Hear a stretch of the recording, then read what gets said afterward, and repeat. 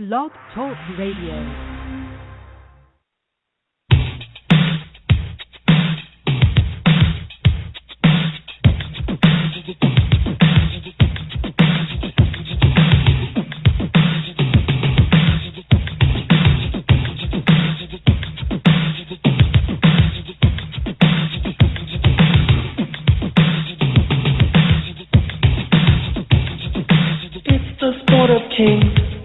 Better than diamond rings.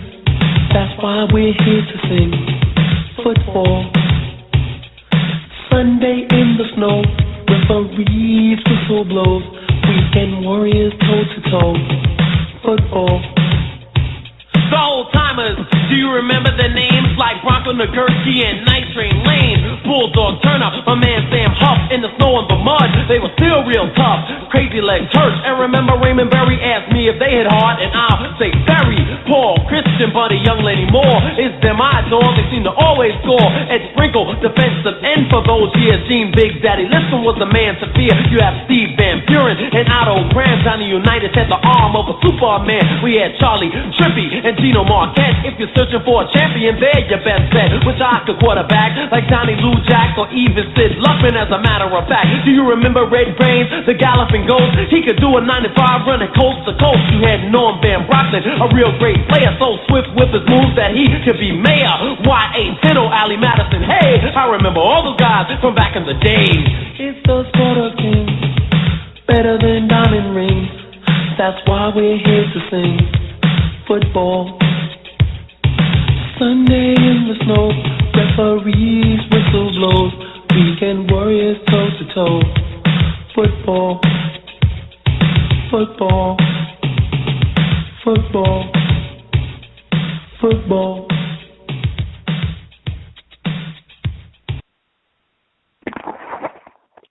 Yo, what's going on, everybody? It's your boy, Kelly Mike. We're coming at you with a New Year's episode of CMT Firestorm. This can be a pretty big episode because we got a lot to go over. Justice will be getting served this episode. We're at the end of the road in college football, finally. When things have worked their way out, and I'm ready to get things cracking. I got my boy Chi-Town Mike with us. Mike, what's going on? Hello, Mike.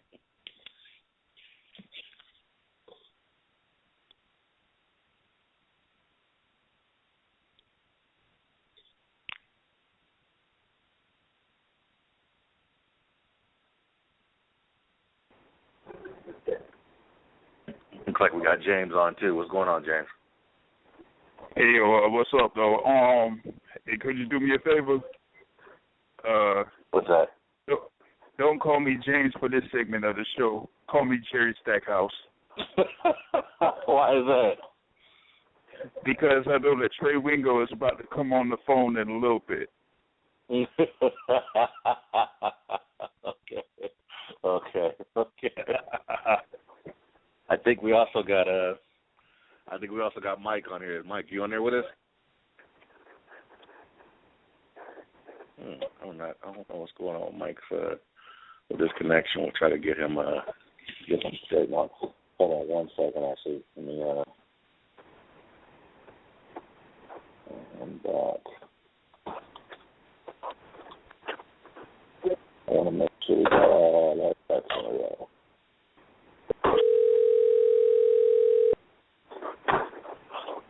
You try to get him on?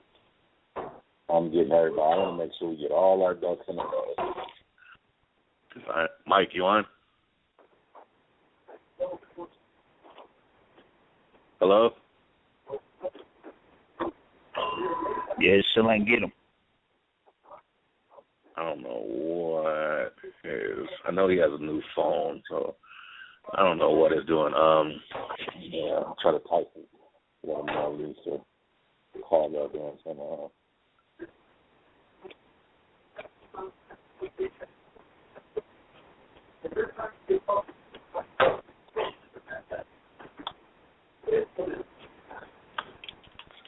But yeah, I want to make sure we get all our ducks in a row because justice will will be getting served.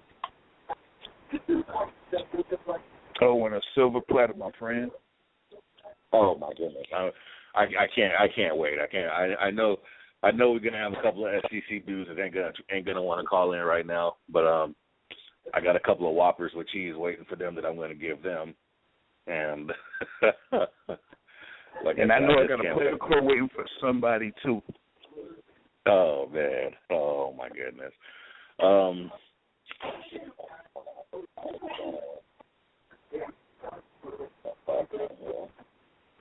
Okay, Mike, on. Here's you, Mike. I'm going on with your phone, man.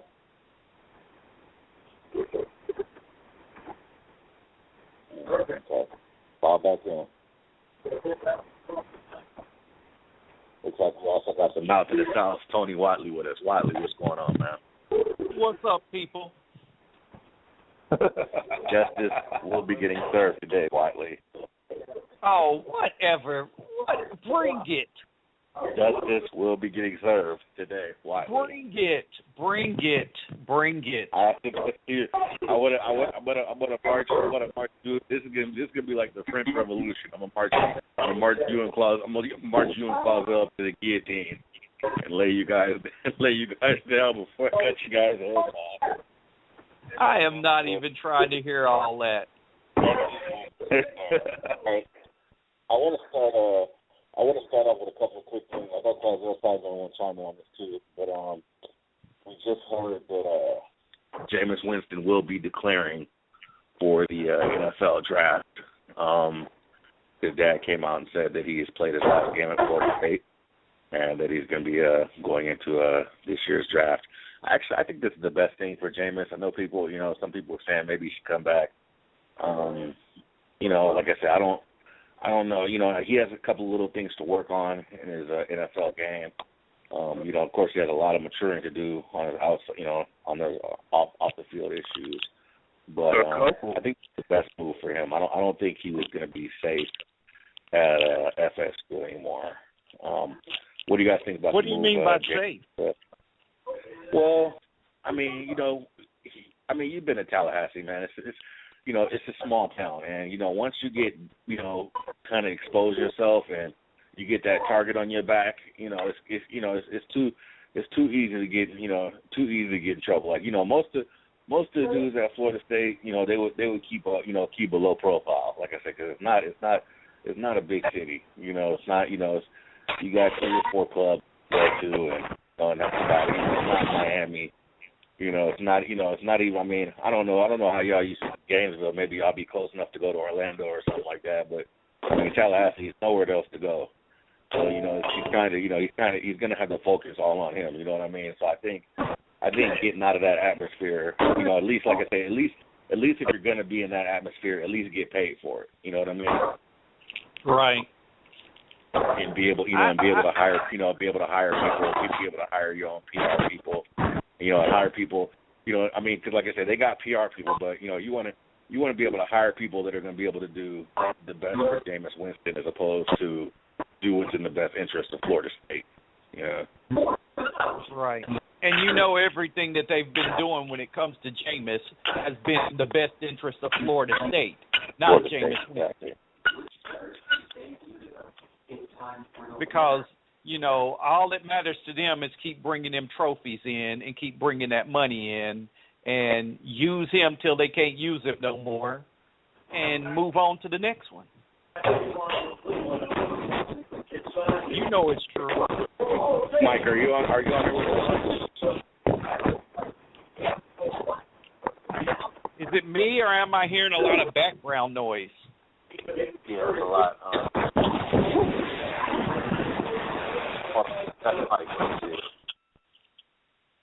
Mike, can you hear us?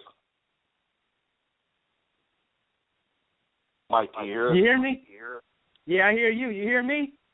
Okay, yeah, you're on. Okay. What's going on, everybody? Happy New Year. What's up, Mike? Yeah, what's up, Mike? Hey, Chantal's in the house. Got the new phone and everything. So, yeah, first off, man, want to dedicate this to Stuart Scott, man. He's a trailblazer for us, man. Dude us talk radio and just keeping it real. He was original, one of a kind. Ain't gonna ever be no one like him. Just dedicated to him. James, I think that you. Go ahead, put it on. Okay, that's a lot better. Mm-hmm. Yeah, you know what? Stuart Scott was a pioneer, man. That's a good point. I forgot I was going to bring that up too. You know, dude. I'm still getting feedback. Does somebody have a speaker on? I mean, I don't have no one. No, I don't either. Are you sure, Watley? Because I kind of. I'm absolutely positive. I'm on my cell phone and got my earplugs in. Unless it's the speaker on my earplug. Yeah, make sure that I can hear it for me too, though. That's weird. I know I'm on. But I couldn't hear it from Mike. I mean, make sure you put your earphones isn't too close to your phone there. All right. Let me put it on regular. Okay, but yeah, like I said, Scott, he was a trailblazer in this talk radio thing. I still hear the feedback. What'd you say? I said I still hear the feedback. You can't beat me. Mike? You hear me? I only hear when you speak, Callie, Mike. You don't hear me, Tommy? I only hear it when you speak. No, I hear you shot down. Oh. That's what I'm saying. I only hear when you speak. I don't hear what Mike speaks. Do you hear? I hear you, Mike. Are you hearing double, Mike, when you hear my voice? No. I don't know what it is. What about Watley's? Are you hearing double of his voice? Yeah, I hear double when you talk. Side-town. I mean, Callie Mike. Yeah, I hear Tony clearly. I'm asking Mike. Mike, do you hear double of Tony's voice? No, I don't hear no double. And you don't hear double of I don't hear no double when Side-town talk. I don't hear no double when I talk. I hear a double when you talk. Mike, you don't hear a double when you talk. I don't hear no double when Kelly Mike talking, so maybe it's something with yours, Kelly. It might be this phone. I'm using or your phone. I don't hear no. Yeah, that's what I'm saying. I hear double when you talk, Tony. I don't hear double when Mike talks. Oh, okay. You all hear me though. Okay. I sit on my phone and broke it, so I'm on a loaner, and it's a piece of shit. Oh man. Okay, well, it might be that phone then. Yeah, we'll try to get through this best possible there. Yeah. That's crazy, man. I can't. Now we're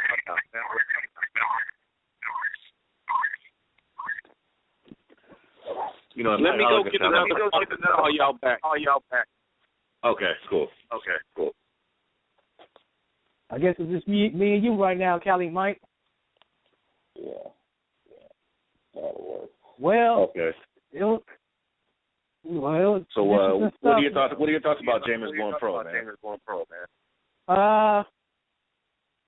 You was right on the point about it. I think all that was going on, I kind of wish he could have been able to stay another year, but all the stuff that was going on, and we all know how Tallahassee and then the situation, off the field stuff, and then the situation with the girl. Sometimes it's best, to just move on and stuff like that. He did what he did. Chances, enter himself in the draft and see what happens. I think he has that upside to be something special. The thing that might, hopefully, he gets his act together off the field, but, I think he's a lottery pick. And I kind of like him over Mariota, so I would take him. Okay. I think we got James back. James, what do you think? All right, I'm back. James, Stackhouse. Hold on. James, do you hear echo for me? Okay, I hear one for you too. Mike, I think that might be. Might be my phone. Yeah, do me a favor and call back. All right. Let me see if that'll clear it up. Okay, what about now? Yeah. Hello? Yeah, can you hear me now? Yeah, no echo on that on both our parts. Okay, yeah, that was Mike's phone then. Okay. Wiley? What's up? Okay, yeah, it was Mike's phone. It was Mike's phone. Oh, okay. I was thinking I don't know where it's coming from, but I know I heard it. I was thinking it was his because both of ours were echoing. I'm like, if both of ours are echoing, he's the only one who's not echoing.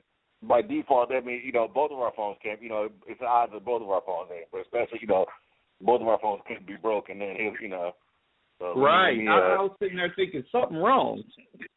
Here, let me see. Let me put it back on and see. Okay, you back Hello? on now, Mike? Yeah. So is my phone making all that noise? It was making the echo. I'm making the echo. Yeah, are you on still doing speakerphone? No. Hello? Can you guys hear that? Hear me now? Echo? Yeah, it should be fine now. I got it off on speaker now. I turned it out. I turned the volume down with some on my phone too. So is it doing any better? Yeah, I'm good now. You hear me? Everything clear? Yeah, kinda. I just started hearing it again, but okay, we'll try to get through it though. Okay, give me James. Give me your views. Jameis Winston declaring for the draft. I mean, basically, it was a matter of time. So hold on. Still hearing it. Yeah, hold on. Let me see if I can. Okay, what about now?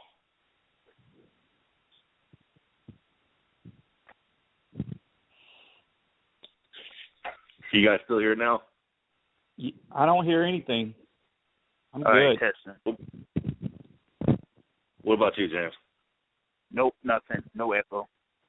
Okay, that's Mike's phone. Thank you. Hey, Mike, there's something going on with your phone, man. It's still giving off an echo. Mike? Okay. You hear anything better now? No, I don't hear anything. Okay, we should be good now. Okay, go ahead, Fine James. for now.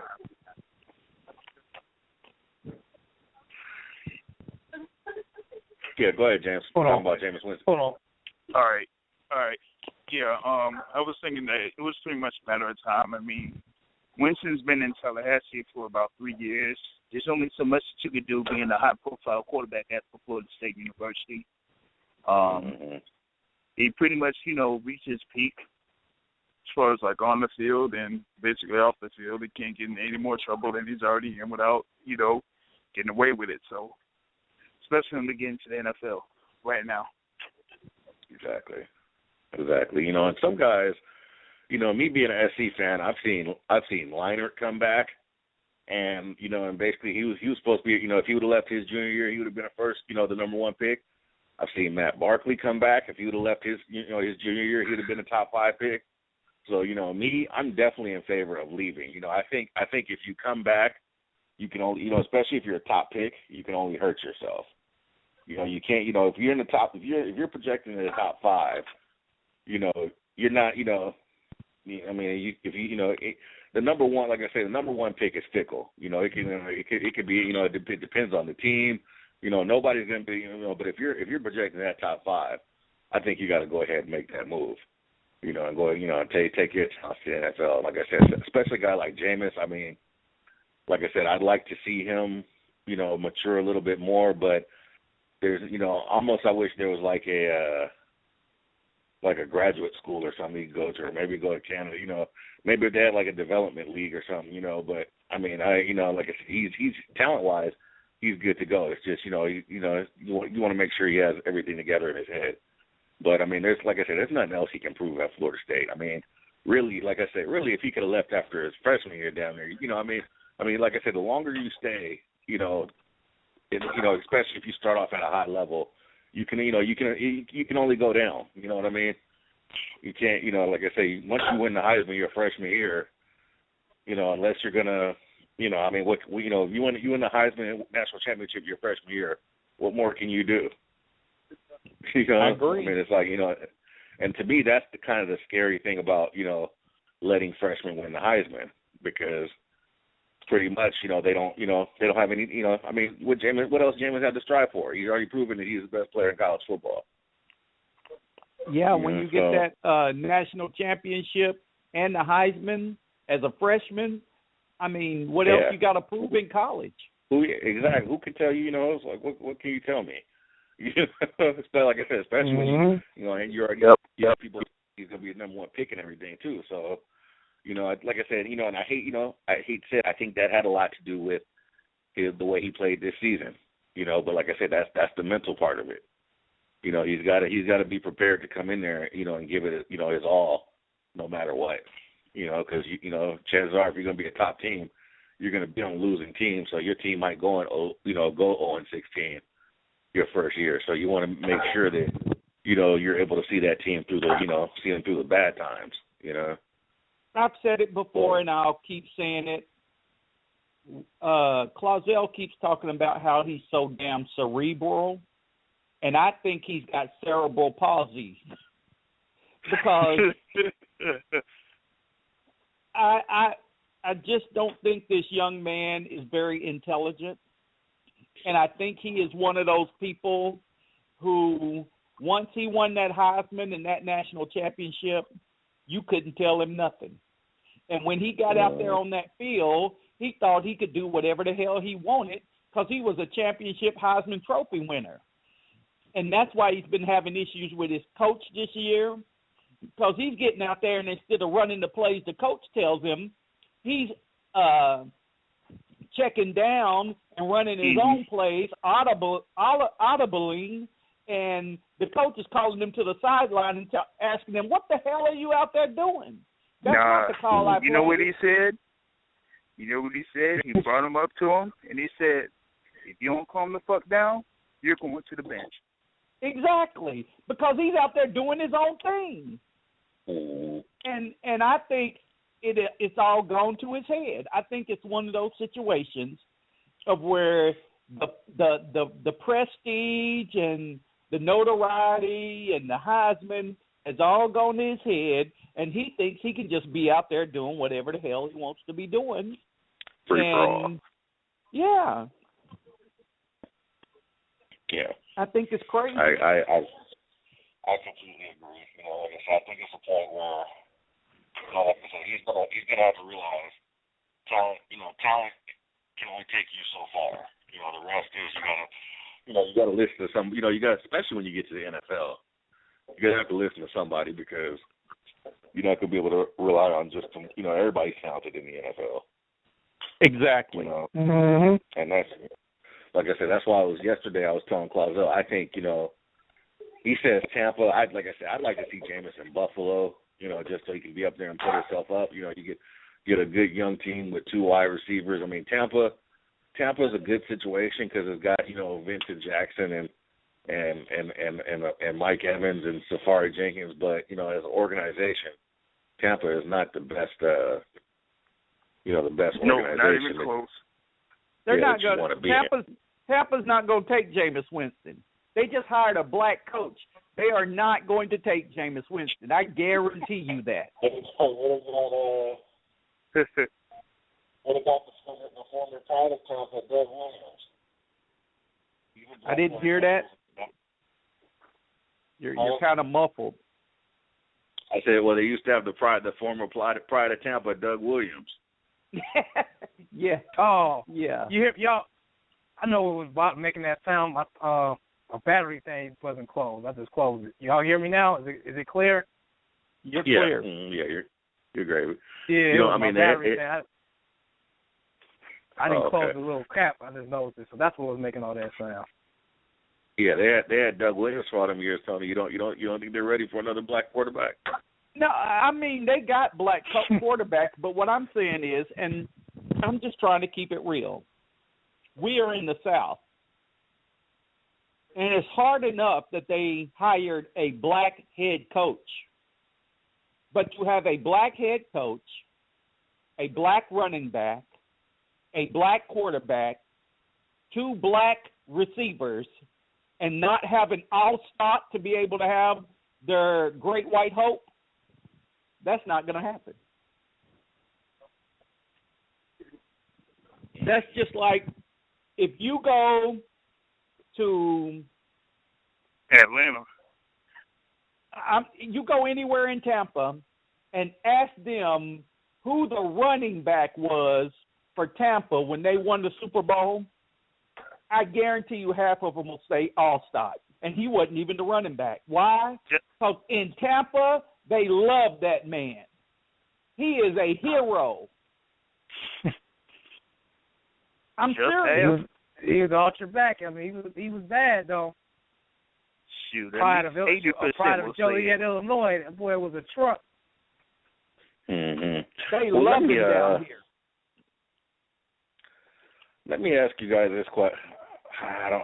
You know what? I'll leave that for overtime. I think though, for Tony, you know, you live in that area. I think the way it's sounding and taking winning, I think Tampa, they'd be crazy to pass on him. So I think he's gonna go unless he really does bad in the combine or they just thinking something, you know, bizarre happens. I think he's the guy Tampa got to go with. Absolutely not. Mariota will be the pick for the Tampa Bay Buccaneers. And they'll be booing the hell out of that pick with them taking Mariota. We've got to think about it, too. Tampa is not like the Bears or the Steelers or the Cowboys. It's a team where, you know, they start struggling, fans not come out to support. So, I mean, you draft James and Winston, you're going to have people, man, tickets will sell out. People going to come to watch this man play. Are you kidding? No. Are you kidding? Not in Tampa. They will sell out for Mariota. They will sell out for Mariota, but they will not sell out for Winston. Nah, being from Florida State, I saw some fans saying, take James and Winston. Take James and Winston. No. Tampa don't care nothing about college football. They really don't. Being from Florida State don't mean nothing. You said, you know what I'm saying, one of those superhero guys comes in, you know, he's going to bring that excitement. He's a guy where, man, fans is pumped and ready to support the Tampa Bay Buccaneers. Yay, not gonna happen. They got James and Winston. Yay, he's a Tampa Bay Buck. We got a quarterback. Nope. Not going to happen. Nope. I don't think they should have either quarterback. Huh? I don't think they should have either quarterback if they're going to have the number 1 pick. Oh, they got the number 1 pick.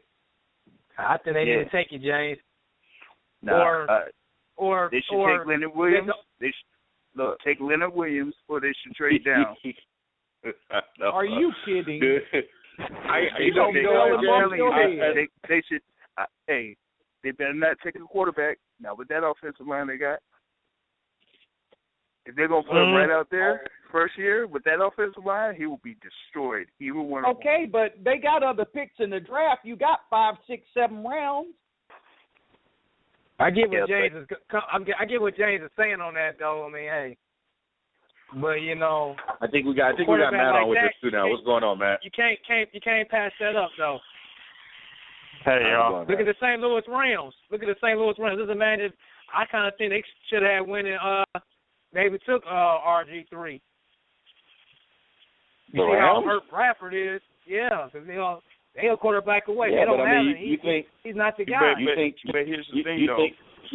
You think RG3 would have done any better? Bradford got hurt. RG3 definitely would have got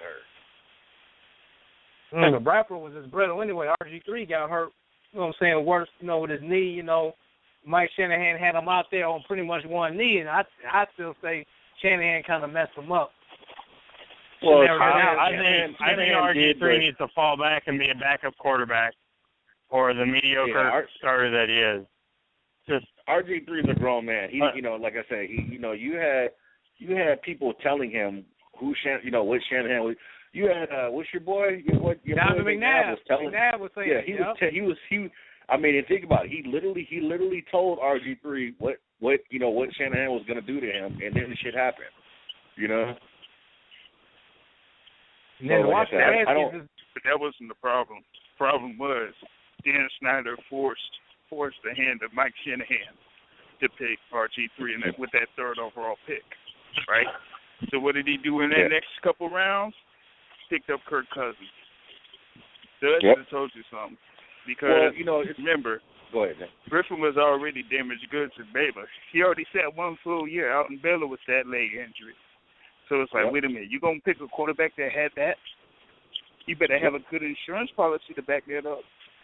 Yeah, just about to say, he's a running quarterback that is not big.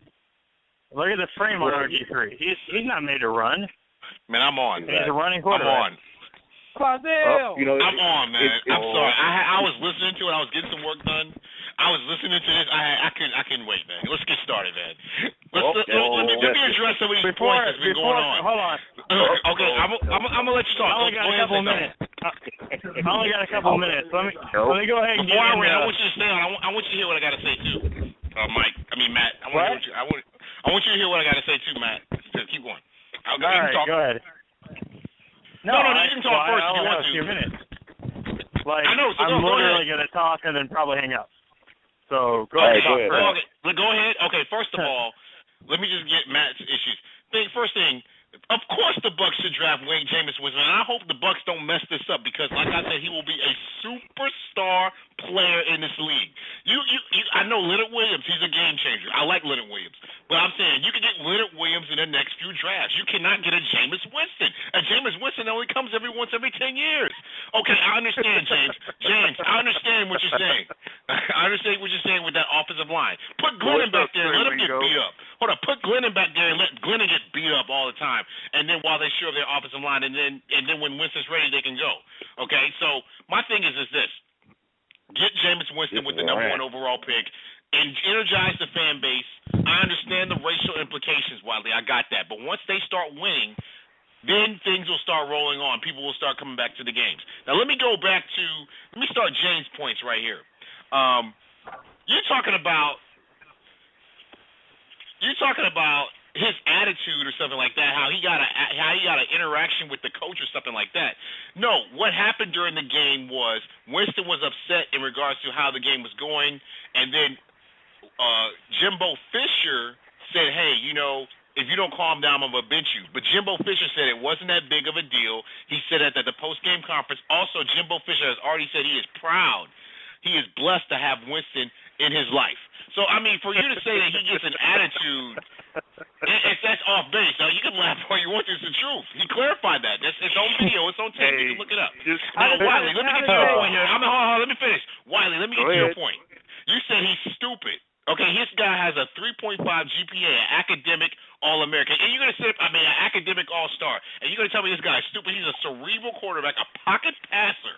Pure pocket passer, and he goes more than just his first or second read, Matt. He can look at all his reads. Okay, this guy, you can put him, you could draft him and put him in a system. I didn't say he can't. I'm saying he has a tendency to go to his first read.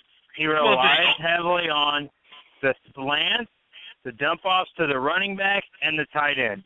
Those are his main 3.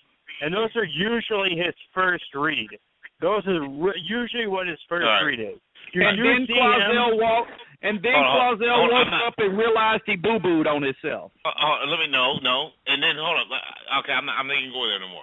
This guy has a 3.5 GPA.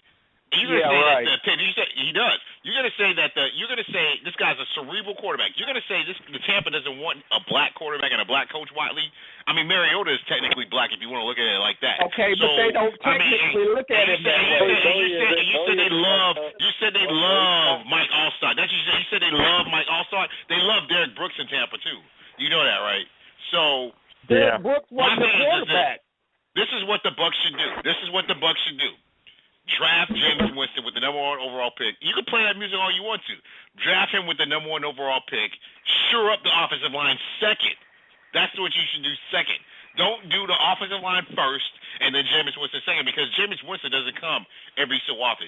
You can just plug Jameis Winston in an offense and let him run it. Whereas Marcus Mariota, you have to adjust to his style. Oh, my God.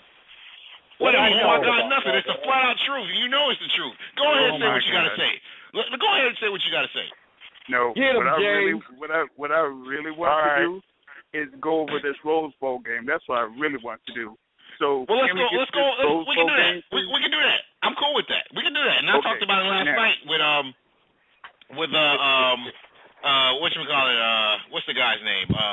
Matt and Santa Claus. That's the guy's name, because you a no, damn Matt and lie. Mike here. Callie, Mike, and Matt. I talked about them yesterday. Mike's a Winston fan. Mike, I know Mike. Mike wishes that this stuff about Jameis Winston not wanting to draft him. Mike wants him to go back all the way to the Bears. That's what Mike wants to do. Am I lying, Mike? Hold on. I mean, I like him. I like him, but if he's still there and we had 7, Yeah, he wants. Are you trying to brainwash Mike into thinking what you want him to think? Hold on. You gotta look at this. You're gonna be having 4 or 5. You're gonna have 4 or 5 teams in play to try to get this number 1 pick from Tampa. You got the Redskins interested now. You're gonna have the Bears interested. You're gonna have. I hope the Redskins don't get him though, man. Because if he go to Washington, they're gonna ruin him like they did. Pretty much saying RG3. No, it's different. It's different. It's different. Yeah. You got RG3. You got Cam Newton. You got who else? Who was the other one? Vince Young. You got I can't think of any other ones right now. You just said three mobile athletic quarterbacks. Jameis Winston is EJ Manuel. Yeah, so then why people that's another thing. I want to get to that in a minute. What you just said right there, racking off mobile quarterbacks. That's all you're doing is racking off mobile quarterbacks. No, I'm racking off the African American quarterback. That's what I'm racking off because I'm trying to do some comparison here. Wow, my thing is there must be a correlation then. What he's really doing is dissecting. No. Yeah, I can't get my point across. Let me get my point across. These quarterbacks, they didn't succeed in the NFL because, they just couldn't figure out the NFL offense. They had off-the-field issues. Winston, I think, is going to be better than all of these guys.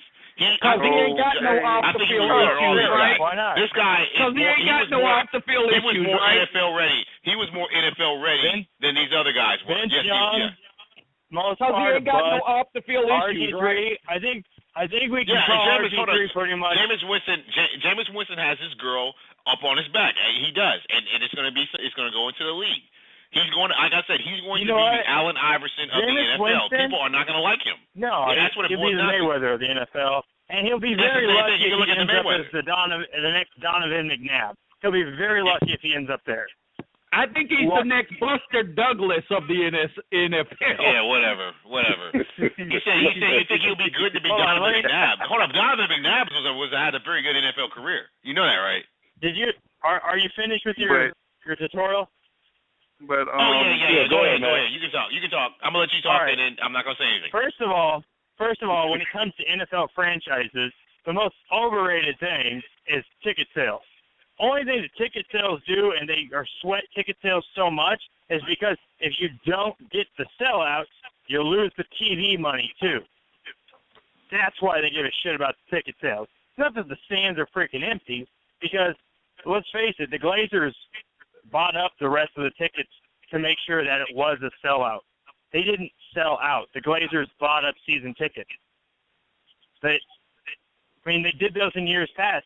They did under, it's funny, under Raheem Morris, they did it, I think, 2 years or a year and a half of it. And then under Shiano, they didn't. And then now they did it again with Lovey there because they wanted, again, you hear it's a sellout, it's going to be on TV, they're going to get the TV money, they're getting more viewers, people are happier. That's what they care about, that part, the TV money. They want the fans happy, don't get me wrong, but if you sit back and think for a minute that the Buccaneers are going to make a choice based on the fans' pick, based on some Cleveland Browns bullshit, Tampa's not the Cleveland Browns, And ask Joakim Noah what the fuck he thinks of Cleveland. Hey, Chi-Town, you know what Joakim Noah said, right? Yeah. He said he just keep driving on. He's like, what's Cleveland? What's even there? Nobody gives a shit about Cleveland. I get your angle on that about it because now the owner will listen to a fan saying, take Johnny Manziel at such and so number. Now they looking like saying that Johnny Manziel wasn't even worthy to be in the first round pick. A guy should have been a 6th round pick. So I kind of get you on that, and his career might not ever even take off. Let me go ahead and move on to the next point where I said he is ready to go to the NFL. That's what these guys are talking about, NFL ready. I don't think for 1 second these guys, Tom McShay and stuff like that, when they're saying NFL ready, they actually mean he's ready to start an NFL game. Because if they literally mean that, they're not watching the film. He is not NFL ready. Because today, on their very show, when every 5 minutes they were breaking the news, literally every fucking 5 minutes, they broke the news for 5.5 hours. You know, like 15 minutes later, half hour later, you're not really breaking the news anymore.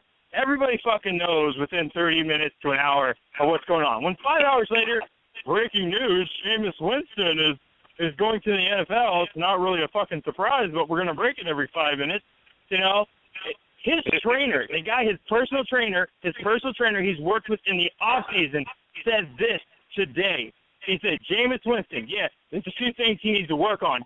His footwork is this big his thing, delivery. And his body. His body. He said his delivery. You know, he said his foot. He said his delivery. Because it affected his delivery. Yes, his footwork because it affected his delivery. That's what I've been saying since last year about Jameis Winston and his body. I mean, we saw the hell bird you gonna chest work on that fucked up body? He looks like Mr. Potato Man. Yeah, that's what I'm saying. Him and his bird chest. You've seen that? He's got to work on that. He's not in NFL shape. And you know, I don't know if y'all ever been in a locker room. I've been in an NFL locker room. I've been in the arena football dudes look just like NFL dudes. Same shit. You just don't know who they are. Or you knew who they were, and they're not that anymore. See, it's one of the two. Dudes look like they're out of 300. Winston does not look like he's out of 300. Once he looks like he's about 300. Yeah, you know, you play football or play any sport, you can kind of tell guys, you know, by that. Like I said, that's when I first saw dude. I was like I said, you know, that's why I put those pictures up. I was like, this dude don't look like he plays no. He looks like a weekend warrior. That's what he looks like. He weekend warrior. Like he looked like that kicker for Wisconsin. Did y'all see that? Did y'all see that kicker for Wisconsin? the little pudgy. Brazilian dude. That was, by the way, that kicker makes the best. Who cares how he looks, man? Can he play? That's what it boils down to. Can you play or can't you play? I mean, Ben Roethlisberger, does he look like a great in shape kind of a dude? No, and he is comparable to Ben Roethlisberger. That's the first thing. He is a good comparison. It's a very good comparison. How's that a horrible comparison? Ben Roethlisberger is an inch and a half taller, and he has 40 pounds on him. When he was a senior in college, this is not the same thing. Have you seen the legs on Ben Roethlisberger? Have you seen his legs? Yeah, 40 pounds his senior year in college.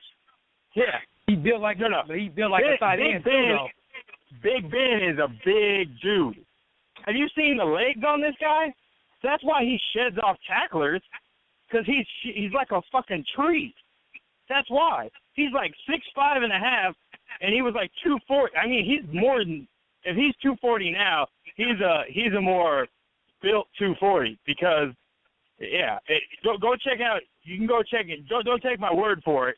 Go ahead and do your research. Look at NFL.com. Look at his combine. Look at his height, weight, and stuff for the combine. Dude's big, real, legit big. Not just tall. Like a tank big. Jameis Winston. Yeah, he was a tank, and he ran like a running back. Jameis Winston 6'4", 230. He's not 6'4". Ben Roethlisberger got him at about 10 pounds. No. Jameis Winston, first of all, Jameis Winston is no two. That's what they're like. You know the college, high school and college. You fill out your own sheets, dude. You fill out your own shit. You can fudge numbers. They do it all the time because they want to intimidate the other team. And the combine, in the NFL, they want real numbers because you are a commodity. You have value. You know, they're investing in you. They need to know all of what you are. And it's not just an FBI background check. They want to know your real height, your real weight. Ain't no driver's license shit. They don't ask you what's on your driver's license. They don't care about what you have on your damn driver's license or what that brochure says that gets handed out before the football game.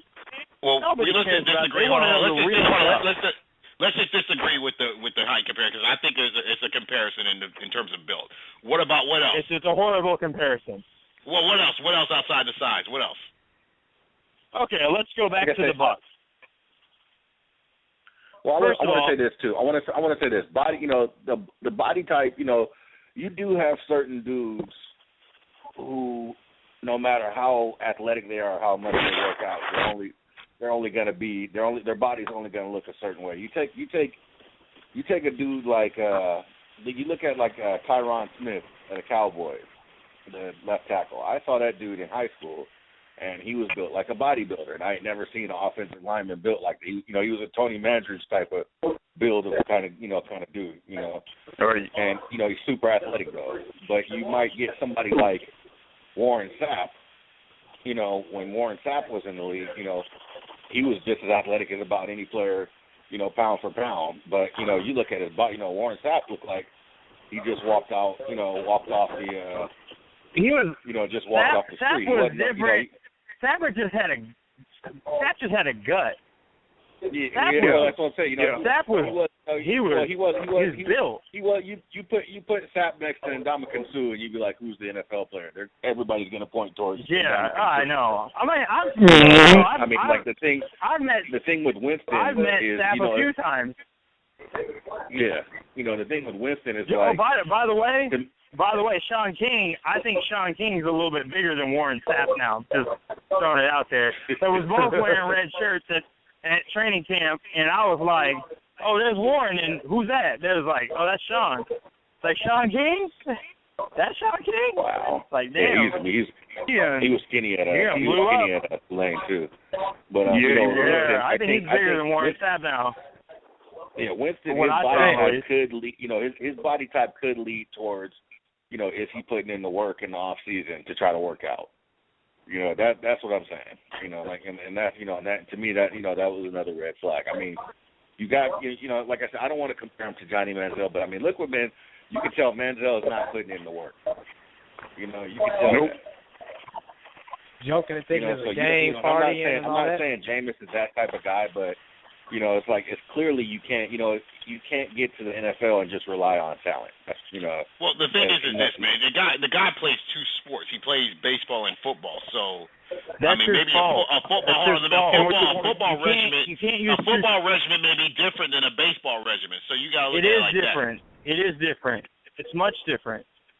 But all the things that come with baseball. He plays pitcher in baseball. Pitchers are not necessarily the best looking guys in the world. No, Jameis Winston plays pitcher and outfield. You always play two defensive positions in baseball in college. The rosters are smaller, so they have guys. The guys that pitch also play in the outfield. Unless you're a fucking stud pitcher and you're a starting pitcher, then you just pitch. But relief pitchers usually play in the outfield. Their bullpen is usually in the outfield, or a shortstop, or second base, or a backup catcher, or something like that in college. But you have to understand, and one thing that doesn't matter what your profession is or what you do, if you're playing a piano, if you're doing something that's taking time away from your practicing your craft, from getting better, working on your skills, working on those abilities, putting in time, work, and effort, if you're doing something else that is contradicting the time with that, you lose time on that. Winston is not getting better at football by playing baseball. It might actually be screwing up with his delivery, because a baseball delivery is tremendously different than a football delivery.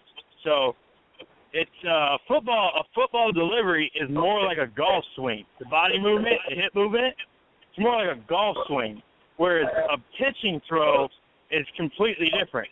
And if you notice, a lot of his errant throws, or a lot of the throws he's trying to set up and throw, he has a high leg kick. When you follow through, you don't want your toe to come too far off the ground when you're throwing a football. Baseball, usually You know, it will differ between pitchers, whatever comfortable. But football, you don't want to do that. It's just like in basketball. When you come down, you want to come down on both feet. You want to go up on both feet, you know, because that simple form, your lower body form, will also dictate how you're shooting. Steph Curry's like the only exception to that rule because he's a freak of nature, and his upper body mechanics are so ridiculous that he can just drain it from doing whatever. He could have no legs and he would be shooting exactly the same. It wouldn't even matter. He could sit down, stand up, be in a wheelchair. He could be on stilts, on a fucking pogo stick, and it'd still be the same because his upper body mechanics are so ridiculous. Wait a minute. How the hell did we get into basketball? I thought we were talking about I'm talking about mechanics. Jameis Winston doesn't have the mechanics that somebody like a Steph Curry. He doesn't have that automatic stuff. He's going to be better than Cam Newton. He's going to be better than Cam Newton, Wiley. Jameis Winston. Hold on. Cam Newton is a far better talent. He's a far better athlete. He doesn't have the arm. He doesn't have the arm. Hey, look. Say what you got to say. We will. No, because it seems like you, Cartel, and Matt have been going over this whole thing about mechanics and Ben Roethlisberger and how Winston isn't really this and that. I want to talk about the Rose Bowl game. What did Jameis Winston do in that Rose Bowl game? He threw for 348 yards with a 7.7 average. That's what he did. Don't let the stats fool you. That's what stats say. Yes. That's what stats say. That's not the story of what happened. The Florida State team, the team Florida State lost. That's what happened. That did not tell the story. Jameis Winston threw for 348 yards with a 7.7 average.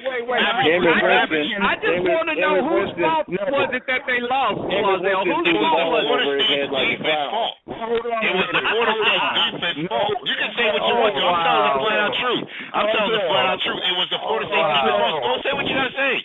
Say what you got to say, James. I'm listening. No, you're not listening because we ain't no. Jameis Winston threw for 348 yards with a 7.7 average. Did he do that? It's not a lie.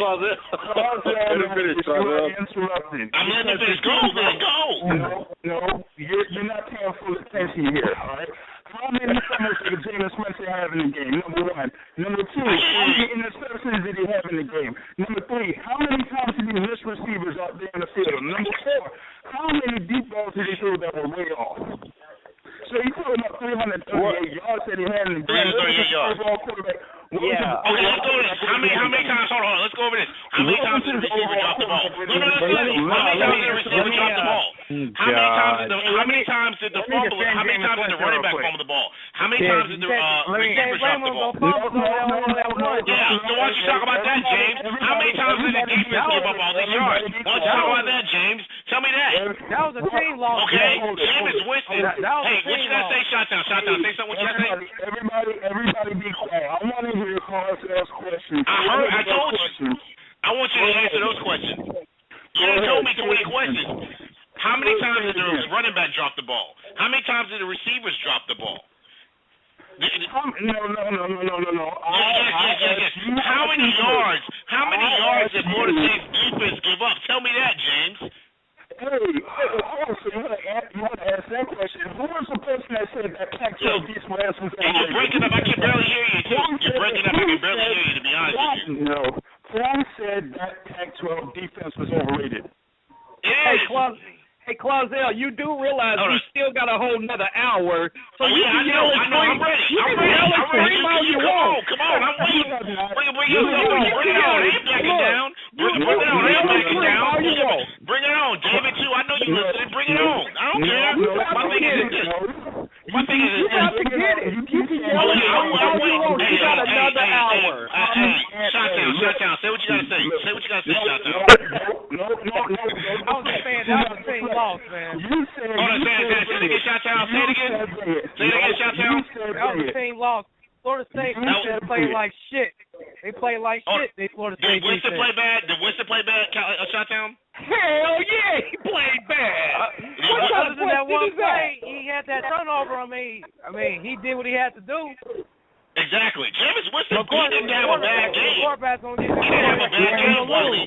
You know that, right? And we can get to that in the next hour. We can get to that in the next hour, Wiley. You know that, right? We can get to that in the next hour. He didn't have a bad game. But let me go back to James. James, what you gotta say now? Let's go question by question. Jameis Winston was out there on that field looking like he was playing dodgeball instead of football. Don't play. For 348 yards? Okay, that's dodging, all right. All right, James, what's your question again? Hold on, everybody. Hold on, everybody. Hold on, you guys. Why do you keep bringing up the number of passing yards that he made like that? Because that's the only positive thing he can think of. Why, Claudio? Let me hear the question. What's the question? Okay, go ahead, James. I'm letting everybody else go first because I'm going to get you. You can get ready. All right, you ask the question. Hold on, let's do this. Hold on, hey, James, let's do this. Okay, let me organize. Go ahead, James. You ask the question, and I ask the question. Let's do that, okay? No. What do you mean no? You can't say, hold on, what do you mean no? You ask the question, let me ask the question in return. Claudio, what question could you possibly have to ask? Oh, I got a question. Why y'all hate my boyfriend? Okay, what's the question? What's the quarterback rating? You want to ask the first question, right? What's the quarterback rating, right? Is that what you're saying? What's the quarterback rating? The quarterback rating, Marcus Mariota had like an 80-something, and Jameis Winston had a 40-something. I got a question for you. How many yards did Jameis Winston throw for? Oh my God. What? 348. Somebody's got a television going in the background. Yeah, I can't hear James. James don't even want to answer the question. All right, what's your next question, James? What's your next question, James? County might answer for him. What's your next question, James? Everybody shut it down. Because your phone is not good. Somebody on this show said, bring it. And when I'm bringing it. Brings it. No, you're deflecting. No, I'm not. Hey, Tony, what do you call it? You call it watering or shadowing, right? Is that what you call it, Tony? Come on. Hey, James, you know this nigga lying. You know, he's sitting here talking about 300 yards, and that bitch playing like he was on a soccer team or something. I thought James was asking a question. You get your time in a minute. You're going to get your time in a minute. Let's go, James. Come on. I'm waiting on you. What's the next question? You still haven't answered these questions with a straight answer. You answer questions with a question. You answer questions with a question. No, I give you my answer. No, James. I give you my answer, and then I ask you a question in return. Okay, I give you my answer. What was your answer, Claudio? He told me Marcus Mariota's rating was 80.9, Jameis Winston was 44.1, and then I asked after that how many yards did Jameis Winston pass for, and what did you answer, James? What was the answer? You already said what the damn thing was for passing. 348. Why do you keep asking that? Well, I want you to say it. Tell me. I want you to tell me. Wait a minute. Hold up. Ain't no wait a minute nothing. You answer the question. It's that simple. No. Wait a minute, no. You can ask your question. Hold on, one second. I'm gonna do things like this. I gotta do things differently. Hold on. Let me do this. I'm gonna put everything, because I know what Claudio is trying to do. He's trying to stall. No, I'm not. You are. You're trying to stall, you're trying to cause confusion until the show is over, and I'm not going to let you do it. No, I'm not. Let me get on. Hey, let me let James ask his question. No. You're trapped right now. Hold on. Back on. Okay, I'm back on. What's the question? I'm back on. Okay, now I'm going to let James on, and I'm going to let James on alone, and I want James to ask you these questions. I want you to answer them, okay? Hold on. Before you let him on, let me say this. Let's say this. He gets a chance to ask me a question. I answered it. He asked me about the two quarterback ratings. Hold on. Let me finish. And don't I get a right to ask him a question? Is that fair? The question you asked, you asked how many... No, it don't matter. It don't matter. It don't care what your personal opinion is. 348. That's how many yards you passed for. So you don't have to ask that anymore. Mike, you can't worry about your own personal opinion. This is a conversation between me and James. All right. You have no opinion though. He passed for 348 yards. That's the fact. That's okay, but you're trying to disqualify my questions. I have the right to ask my questions. All right, go ahead, James. Go ahead. Go ahead, James. Okay. I'll let you ask James. Hold on 1 second. Hold on. Let me I already answered. All right, you already answered his question for me. You already answered my question for me, so James can ask me another one. Let's go. All right, James. It's just gonna be you and Closet. So. All right. First off, before I even ask a question or another question, there was no point for me to answer Carsell's question about passing yards when you already brought it up. Why would I answer something that you already answered? Because I want to hear it from your mouth. That's why. And first of all, if you're not going to answer my question, what's the point of me answering your questions? That's the point I said. What's the point of me answering your questions? Don't engage him on that, James. He's trying to stall when he does that. Just ask. I ain't trying to stall nothing. I'm not trying to stall nothing. Let's go. I'm ready. So let's go back. Let's go back about 2 or 3 weeks ago, right? Oh God. Now let's go. There was a certain person that said that a team's defense was overrated because it was in the Pac-12. And as a retort, somebody else told him the reason why Oregon's defense was the way that it was because their defense was on the field a lot more than other defenses in the country because Oregon's offense was scoring so fast. Hold on, I'm sorry. Say it one more time. Say it one more time. I said, no. Say it one more time. That's all I'm doing. I said that the reason why Oregon's defense was on there that much was because Oregon's offense was scoring a lot of points. And yet somebody else said that Pac-12 defense is overrated. And what did that Pac-12 defense do against Florida State, especially in the first half? Nothing. Let's go. Okay, they did nothing. They didn't do much. I wasn't that impressed. Let me tell you why. Can I get a response? Can I let you respond? Can I respond? Let's go. Let me respond. Go ahead. Okay. First of all, Jameis Winston said it at the end of the press game conference, and Cali Mike, don't say nothing. He made it clear. Florida State made too many turnovers.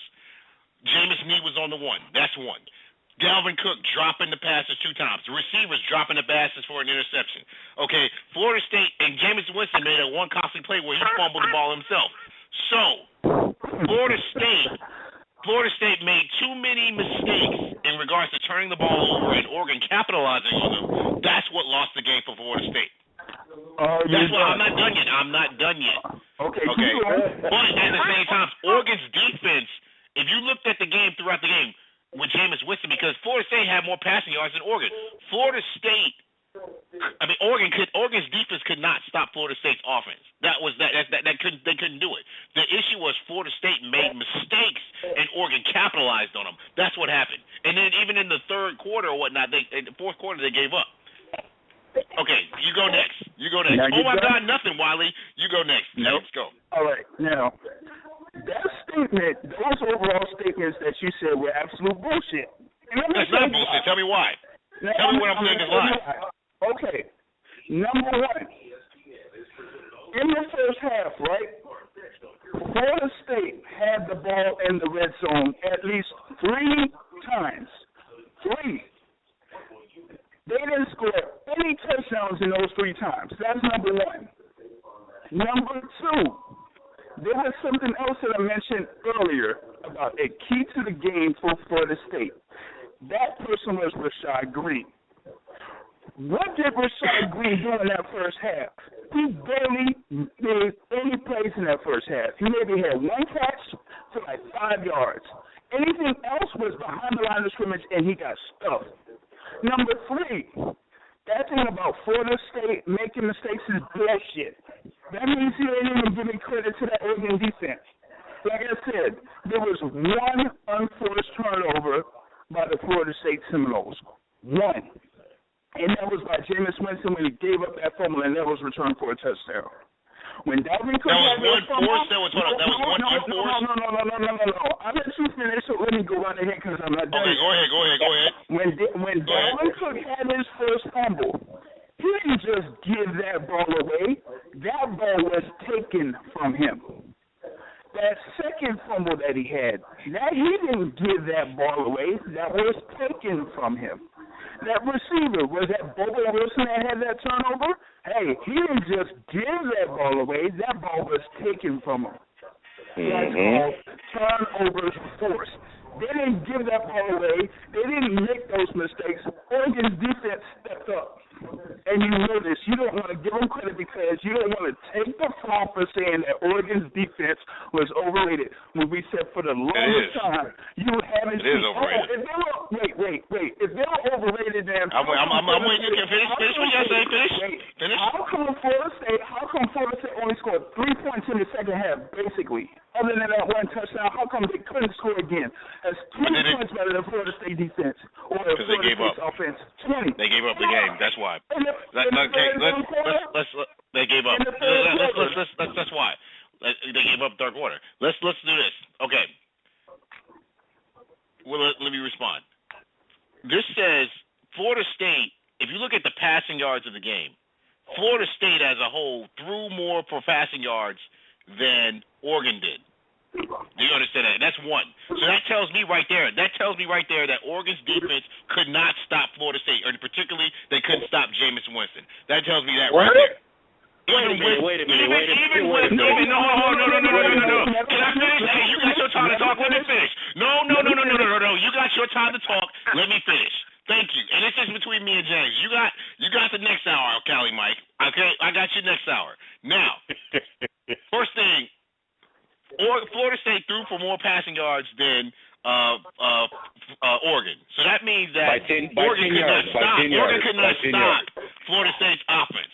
The issue in the game was by 10 yards. Florida State's defense couldn't stop Oregon's running game because if you look at the running yards, Oregon threw for 2 times more yards than Florida State did. They threw for pretty much 2 times more yards than they ran for 2 times more yards than Florida State did. So the issue was not Jameis Winston in the game. The issue was Florida State's defense. They were not prepared for Oregon's offense. The issue was. I got you next hour. Let me finish. Okay. Let me finish. And you got your rebuttal, and then I got my rebuttal, and that's it. Now, I'm looking at the box score right here. I'm looking at the damn box score. I'm looking at the same damn box score. So the thing is this. The issue in the game was Oregon could not stop Florida State's offense. They couldn't stop Jameis Winston. The issue was Florida State couldn't stop the run for Oregon. They couldn't stop Oregon's run. That was the issue. And the reason that Florida State didn't score more points in the game is because of turnovers and drop passes by the receivers. That's why Rashad Green dropped a clutch ball. Let me stop right there. No, James, you can go. James, Cali Mike, I got you next hour. James, you go. No, you go. I'm waiting on you. Go. I'm not stalling. I'm not stalling. Go. Is a turnover stopping you? If I make you turn the ball over, am I stopping you? I'm answering James' question. Let me answer James' question. Go. All right. You go. I'm waiting on you. Come on. I'm ready. Come on. Let's do it. No, ain't no nah. No, you want some? Yeah, bring it. Bring your mess on, Wally. I can only do one at a time, though. No. Yeah, go, James. Go. I'm waiting on you. And this is the last interaction here because Wiley's next. No. You keep talking about how Florida State couldn't score because of turnovers. In the first half. Turnovers and drop passes. No. That's what I said. That is what I said. No. You don't even. Cross out. You really. No, you really don't want to acknowledge what I just said. I said turnovers and drop passes. That's what I said. No, that's what you said, but that is showing me is you weren't paying attention to the game. And I was paying attention to the game. I was on chatting with y'all while the game was going on. No. Let's go. I'm waiting on your question. Come on. I got Watley up on deck. Come on. Now, here's the thing that you weren't paying attention to the game, okay? In the first half of the first quarter, there was one time when Florida State was in the red zone. First down, got stopped. Second down, got stopped. Third down, got stopped. Fourth down, they went for it. James Smith had the ball, and he got stopped. Did he or did he not? Answer that question. In the fourth quarter, hold on, let me answer the question. Did you say the fourth down and one at the goal or something like that? And then Jameis Winston when he got in the end zone and his knee was down before he got in the end zone? Yeah, he should have had his knee in the end zone. He didn't. So that disproves your whole point about those. No, he doesn't. What are you talking about? It disproves nothing. What are you talking about? Wait. In the red zone, did they turn the ball over in the red zone? No, they did not. They got stopped. Either they kicked the field goal or they had a turnover. Oh, please. Let's say this. Did Oregon capitalize on Florida State turnovers, yes or no? You don't want to answer the question. Come on, man. You don't even want to answer the question. The answer is yes. Okay, so now, let's do this. You don't get that shit wrong ever. All right. This is my last battle here with James. Before we go to the overtime, we can do it again in overtime. Let me just say this one more time, because you asked your question. Now it's my turn to say what I gotta say. Let me just say it one more time. The issue in the game, Oregon's defense couldn't stop Florida State's offense. The issue was the turnovers in the game, and critical drop passes by Rashad Green, critical drop passes by number 15, critical fumbles by Dalvin Cook, and you can even say the fumble by Winston. So now, but in regards to Oregon's defense stopping Jameis Winston, I think Jameis Winston did an okay game.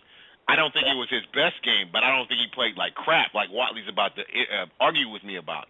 And that's all I have to say about that. Let's go, Watley. You next. Come on. Bring it. All right.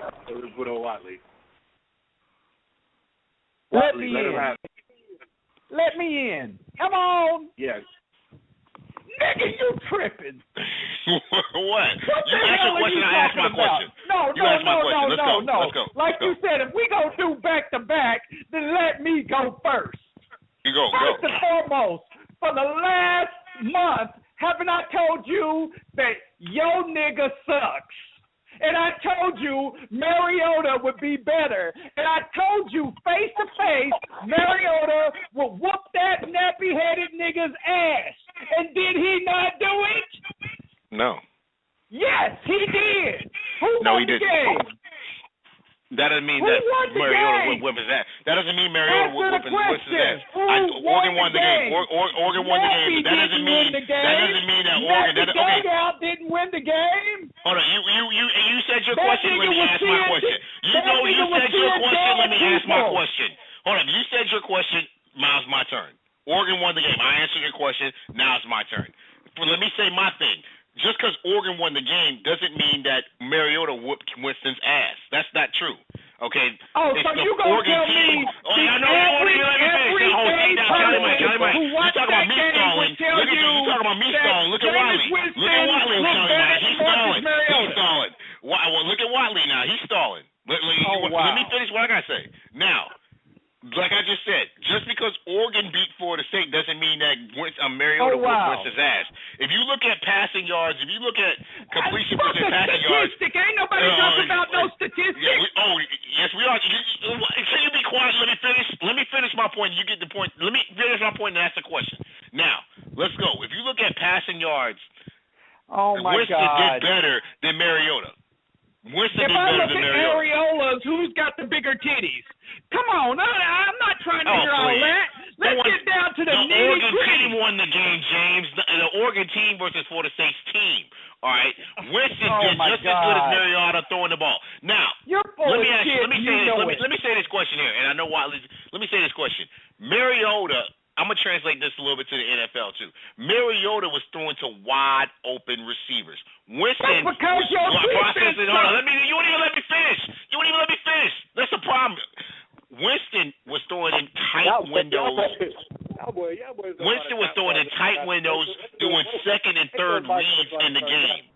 Ain't nobody trying to hear all that bullshit you talking. Ain't nobody trying to hear it. So my question to you, Wiley, is this: do you think that Mariota is a better prospect than Winston? Do I think? I absolutely know Mariota is a better prospect than Nappy Dugout. And why? I'm telling you right now. Why? Crab leg sucks. Why? And he showed Why? it. Who the hell was he throwing that mystery pass to when he threw that fumble? Why? Well, look, let me ask you this. Then. Here's my question. Get a group of women who don't know anything about football and statistics. Let them watch that game, and who are they going to say did a better job as quarterback? Jameis Winston or Marcus Mariota? Okay, they would say Marcus Mariota. Okay, oh, I got a question. Because the average person saw that Marcus Mariota whooped Jameis Winston's ass. If you look at the NFL scouts, if you look at the majority of the NFL scouts out there, who do they say is better, Jameis Winston or Marcus Mariota? No, you don't even want to answer the question. See, you're not even fair. You answer the question. You answer my question. If you look at the majority of the NFL scouts, who do they say is a better pro prospect, Jameis Winston or Marcus Mariota? If you look at the majority of the NFL scouts, who do they say is a better pro prospect, Jameis Winston? I'm talking football game. Answer the question. See, I don't even want to talk to you anymore. You can bring back James on because you don't even want to answer my question. You don't even want to answer my question. Bring back James on. You just want to rant. Cali Mike, you want to talk? Cali Mike, you want to ask me some questions? Wiley don't even want to answer any questions. You go at it. I'm ready. Come on. Okay, hold on. I got Chi-Town Mike on. Chi-Town Mike, you're on with Clausel. Go ahead. Let him have it. I thought I was still on. Hey, I was just saying, hey, I'm with what you were saying. Hey, carry on. I say that Winston, they say that is a better prospect. But yes, okay. I got a question. Now, who do you think is a better pro prospect, Jameis Winston or Marcus Mariota? Shit. Mike, don't let him turn it. Mike, don't let him. No. Mike. I like Winston, Cali Mike, you get your turn in a minute. I like Winston. Who do you think? Who do you say, Chi-Town? I like Winston. You like Winston? Okay. First off, I was gonna say on your offense, Clausel, I was saying, to me, Winston lost that game. I mean, Florida State, that was a team loss, man. Like I said earlier, defense played like crap. The turnovers, that true freshman running back fumbling the ball twice. I mean, going into at halftime, the score was 18-13. I mean, I didn't see all the first half. I missed a little bit. I was out. When I came back and I saw the second half, but I saw some of the highlights. They was only down by 5 points, and then they got the momentum going into that third quarter, and the guy fumbled the damn ball. And I led Oregon. They went out and drove and scored. So would you say, I got a question, so would you say that the reason that Florida State lost was more so towards Florida State's defense, or was it more towards Jameis Winston? Was Jameis Winston, let's say this, was Jameis Winston the reason that Florida State lost? No. Okay. Like I said, it was a and who are you? And when you left the game, hey, shots out. When you left the game, who were you more impressed with, Jameis Winston or Marcus Mariota? I mean, I give it to them both. I mean, Mariota, he made some plays on there. I mean, like I said, Florida State, that was a team loss. Oregon, the team, they pull out. They was the better team that day. I mean, Mariota had a good game, too. I ain't going to give him a lie. He had a good game. I mean, Oregon was the better team that day on both sides of the ball. Now, for that second half, for that third quarter, they scored 27 unanswered points. So, I mean, hey, Florida State couldn't do nothing. I mean, the turnovers and their defense couldn't stop Oregon. Now, and I got another question for you. You can ask me a question if you want to, because I've been asking a question. You want to ask me a question, you can. Now, with the 7th pick in the draft, Chicago Bears, Winston and Mariota on the board, who are you taking? If we're gonna go the quarterback route, like I said on Facebook last week, hey, Winston's there at 7. Hey, I'll take him over Mariota. That's it. Yeah. All right. Now I'm gonna put you on hold, Mike. Now it's time for me to bring this dude to justice. I don't know how to question this man like I'm the president. Now, bring it on. Let's do it. It's finally time for you to be stopped. Finally. Okay. The main event. Let's do it. Main event. The main event. This whole year you've been talking the most insane bullshit I've ever heard in my life. And finally you've been brought to justice.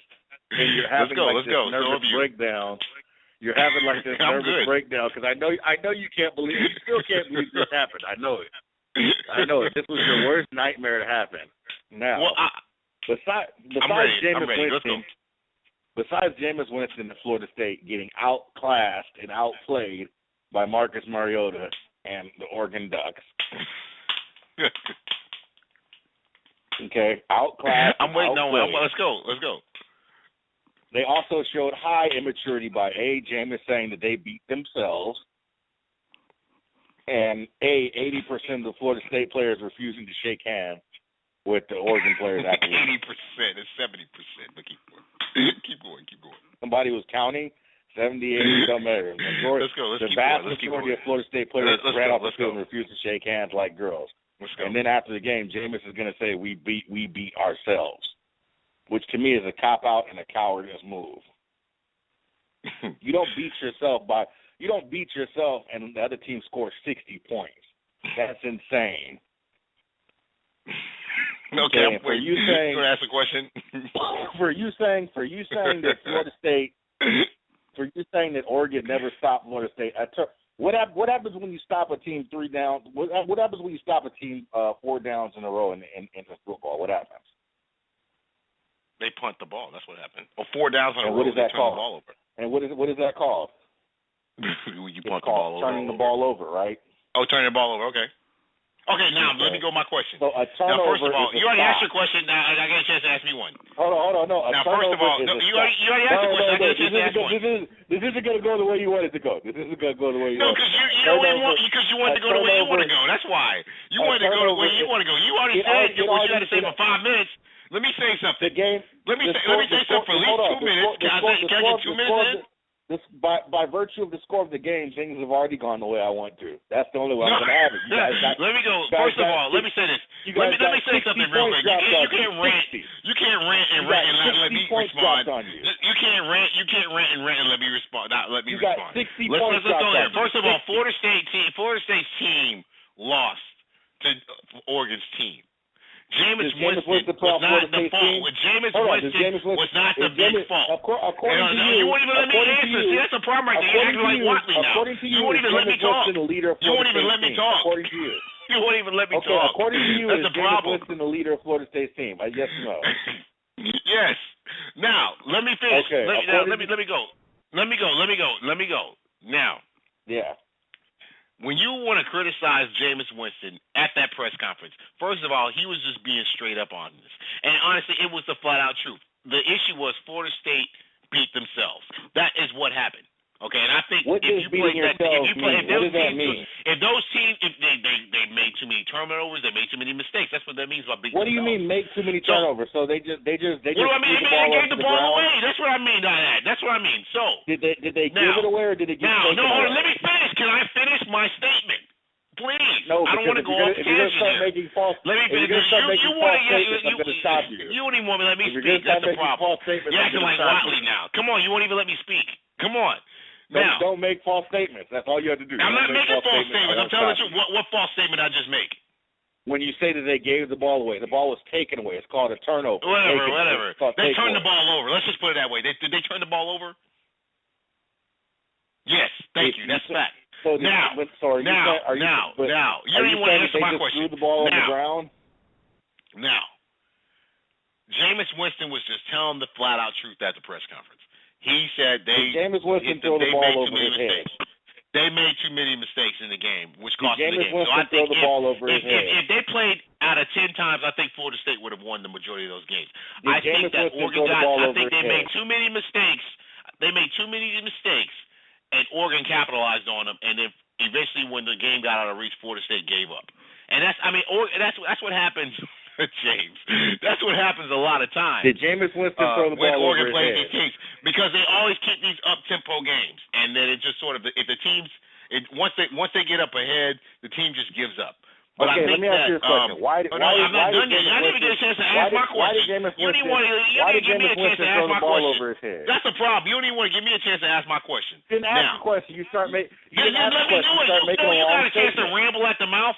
You got a chance to ramble at your mouth. Can I get a chance to do mine? I told you things. I mean, goodness. I mean, golly. I told you at the beginning of this. Conversation.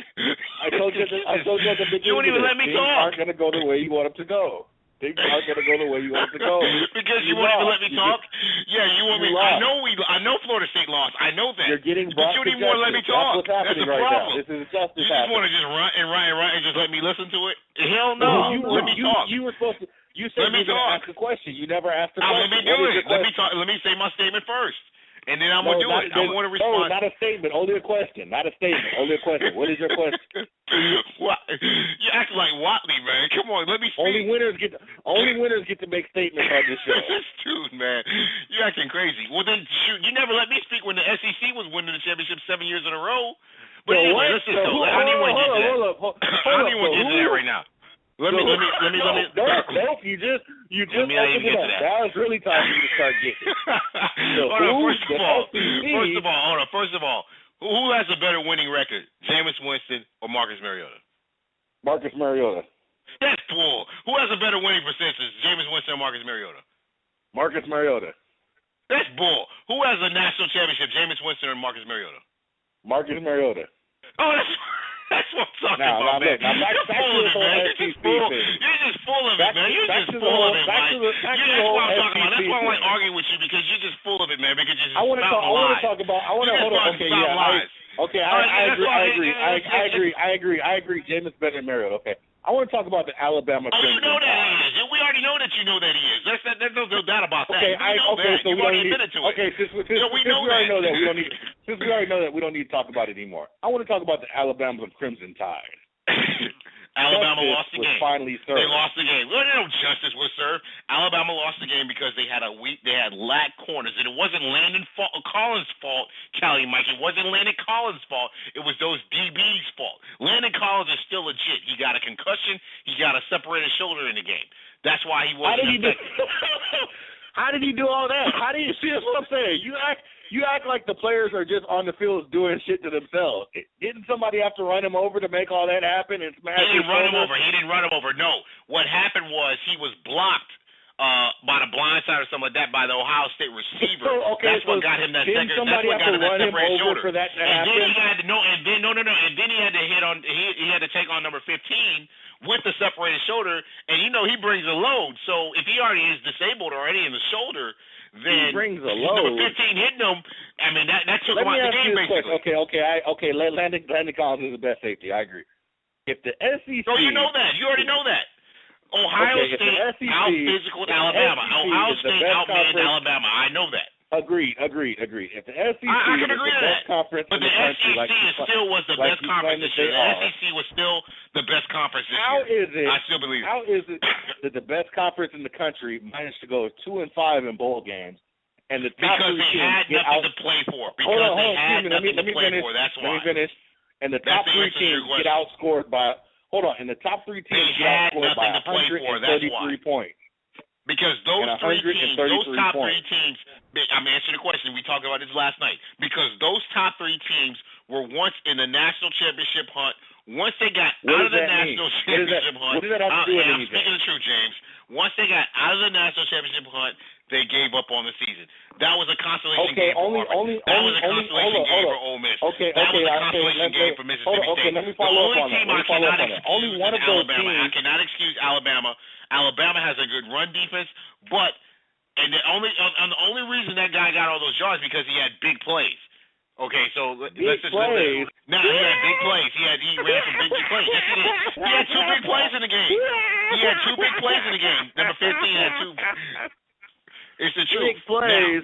Dude, are you insane? Hold on. First of all, let me tell you this. You won't let me finish. Only team I know that's Alabama. Alabama got physically manhandled by Ohio State. Alabama was in the hunt for the national championship. So if Ole Miss, I can't excuse them. Auburn, they're not excused. The reason that Alabama lost is because they have a suspect corner. They have suspect corners. Let me finish. If Ole Miss, Auburn, LSU, Mississippi State, if they're also playing teams that aren't in the hunt for national championship, how come those teams decided to come to play in the SEC team? Because they feel like it's their bowl game. The SEC is their standard is national championship, and Ole Miss and Mississippi State have never won national championships, so why would that be their standard? Because they were in the national championship race. Are you in the middle of the season? No, they were in the race in the middle of the season. Yes, they were. They were a top 5. All 3 of those teams. They were overrated as hell. Let me ask you a question, Claude. Ole Miss, Mississippi State, Alabama. Hold on, let me ask you. Ole Miss, Mississippi State, Alabama, Texas A&M. They were all in the top 5 in the middle at some point in the season. This has already been they were all in the top 5. Doesn't it show? Okay. Doesn't it show the bias of the BCS for the fact that if we still had to if we still had the BCS, we would have been seeing an Alabama versus Florida State national championship? Let's do this. Let's go with this. Now, Ohio State. You're not going to answer that question, are you? Hold on, okay, I'll answer your question. Say the question one more time, because someone was on mine to say. I said, doesn't it show the bias of the BCS? Oh, I already answered that. No, I said no. System, okay, are you going to explain it, or are you just going to say no? No, because you didn't like it? Because if you look at Ohio State is the only team in the Big Ten this year that was a national. You're not answering that. That's the only team. What you're saying, you're not answering the question. So you don't even want to talk about the rest of those dang on teams. You're not answering the question. Iowa. You want to talk about the rest of those teams? You're not answering the question. I just told you the answer was no. I just answered the question. The bias of the BCS. I just said no. If we would have still been in the BCS, we would have been watching a Florida State. Okay, can we both agree that Florida State and Alabama are not the best teams in the country? That's fine. I'll go with that. That's fine. That's been proven, right? That's been proven, yeah. So if we would have still been in the BCS, we would have been watching. I think Florida State. I think Florida State gave up. I think Florida State is better than what they showed at the Rose Bowl. Hold on, let me finish. So if we would have been watching the BCS still, we wouldn't have got to see the 2 best teams playing the national championship game, correct? No, let me take that. I think Florida State is better than what they showed at the Rose Bowl. I think if they played again against Oregon, that's not what I'm asking you. If they played against Oregon 10 times, I think Florida State would have won more than 5 times. Let's just stick to the facts. That's what I believe. Is it safe to say that if we would have been watching the BCS, we would have not gotten the 2 best teams playing the national championship? Not the 2 best. Alabama was not a top 2 team. Well, the thing is, they're secondary. They're secondary. They didn't match well against Ohio State. Okay, that's not what I asked. Just yes or no. Okay, so doesn't that show a bias towards that team then, since they would have made it to the national championship? Possibly. I don't know. Possibly. Okay. No, I don't know. I don't know. Answer your questions. I don't know. I don't know. I said I don't know. I don't know, Kelly Mike. I don't know, Kelly Mike. I don't know. Okay, let me ask you this. As a scientific person, as a physics person, somebody who believes in probability. But you need more proof. You need more proof to say yes or no to that.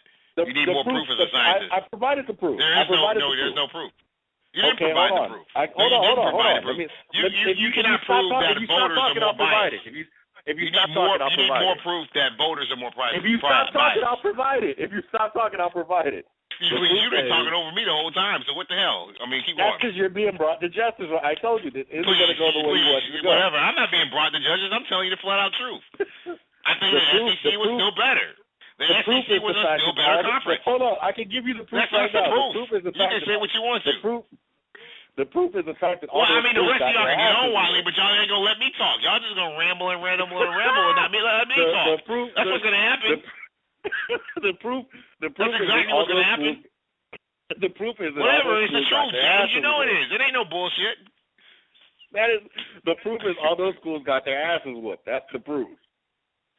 Okay? That's the proof right there. They lost the games because they had nothing to play for. We can put them back on. Let's put them back on. I don't care. All right, let's put them back on. Like I said, I'm ready. We got another hour and a half. I'm good. I got energy. Good debate. It seems Kelly Mike. So Kelly Mike, I know you're gonna Let go James ham go. on Let James go. about the James SEC. said wait. Let James go. Let's go, James. No, Tony about the SEC. You first. Go ahead. Go ahead, Chi-Town. I was gonna say, Kelly Mike. I thought you was about to go ham on Tony about the SEC, Kelly Mike. This is the thing you guys have to realize. This is not going to go the way Cosmo wants it. You guys can't let Cosmo wiggle his way out of this ass cheek. I'm not. We got the whole off season. No. We got the whole off season to talk about this, so I'm good. Like I said, that's why in the beginning, soon as you start talking to him, you have to let him go. This is not going to go the way he wants it to go. That way you start establishing whatever, dominance. man. Whatever. You can do anything. To me, SEC's still better. Let's go. I'm ready. Hold on. Let's go. I don't You didn't let Chi-Town talk. You didn't let Chi-Town talk. Go ahead, James. All right, go ahead, James. Let's do it. I'm ready. Yeah. You were trying to deflect for what I was about to say, but so you don't even want me to know. Let me say this. You're not trying to deflect. No, the problem is you don't want me to say something. You just want to talk. That's the problem. That's what everybody's problem is. They don't want me to say something in return while you can talk. See, that's what I'm saying. You're just talking over me, but you can go. This is not going to go the way you want things to go, Claudio. If I'm not mistaken, that's just the way. Hold on, real quick, James. I'm sorry. Hold on, real quick. I want to respond to what Callie Mike just said. It's not going to go the way I wanted to go, so I'm not going to get a fair shot to say my statement. No, nothing is fair about this. This is half. This is bull. All right, go, James. Let's go, James. Go. Let's go. Now, I really want to open off with this. All season, I've let y'all speak y'all piece regardless of what y'all had to say. I've hardly interrupted any of y'all. True or false? It's false, but keep going. That's false. Okay. You wanna say that? Okay. Now, you're false. Because you interrupted me. First off, right? This dude here was saying this bullshit about Alabama not playing in that Sugar Bowl game against Oklahoma because they weren't in that game, right? Okay, now they weren't. Let me call him out on this bullshit. Okay? Because if I'm not mistaken, there was another team that was in that BCS that was ranked number 2 that had a conference championship game. That team was called Ohio State. They lost to Michigan State, right? Yes, they did. They went to the Orange Bowl. Did they lay down in that Orange Bowl? No, they did not. So that is bullshit about Alabama. So I don't want to hear that bullshit. So if you want to keep saying that, didn't they lose the Orange Bowl? I'm not done. Did they lose the Orange Bowl? I'm not done. But did they lose the Orange Bowl? All right, you go. Keep going. All right, go. I'm not done. I'm waiting. Go. You put that shit on us. Here we go again. We got Alabama in that Sugar Bowl again against Ohio State, where they had their chance to prove their worth. And what did they do? They didn't beat them. So now you can't pull that shit on us, Carzell. That shit don't work. Because now the game did matter. So did they win the game that did matter? No, they didn't. So that's number 1. Now number 2, to get on those other SEC teams that we're talking about, right? Every single one of them had the confidence that they would beat a TCU, a Georgia Tech, a Wisconsin. And did they do that? No. And don't tell me that an Auburn, an Ole Miss, and a Mississippi State really had a shot at being in the playoff with Alabama here. Don't even give me that. Because we said, me and Callie Mike said, especially Callie Mike, he said, just wait it out. Because you had 3 teams that were in that top 4 in those polls, and he said, wait it out. Because those teams are going to keep falling and falling and falling. And what ended up happening? They kept falling and falling and falling. And then when it got to the bowl games, Ole Miss got their ass ran. Mississippi State got their ass ran.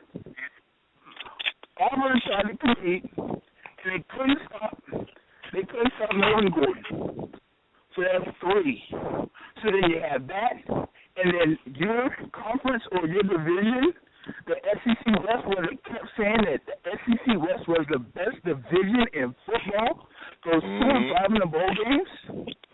So they were supposed to show and prove, and they didn't even do that. All right, is it my turn yet? All right. Oh, my turn. No, my turn. Let me finish. Let me respond. Now, first of all, Alabama did not want to play their game last year against Oklahoma, and neither did Ohio State because they lost the game to Clemson last year. That's the first one. That ends there right there. No. James had his right to say mine. Let me get my statement. Let me say mine. Let me just say this real quick. You didn't want to give me the rules.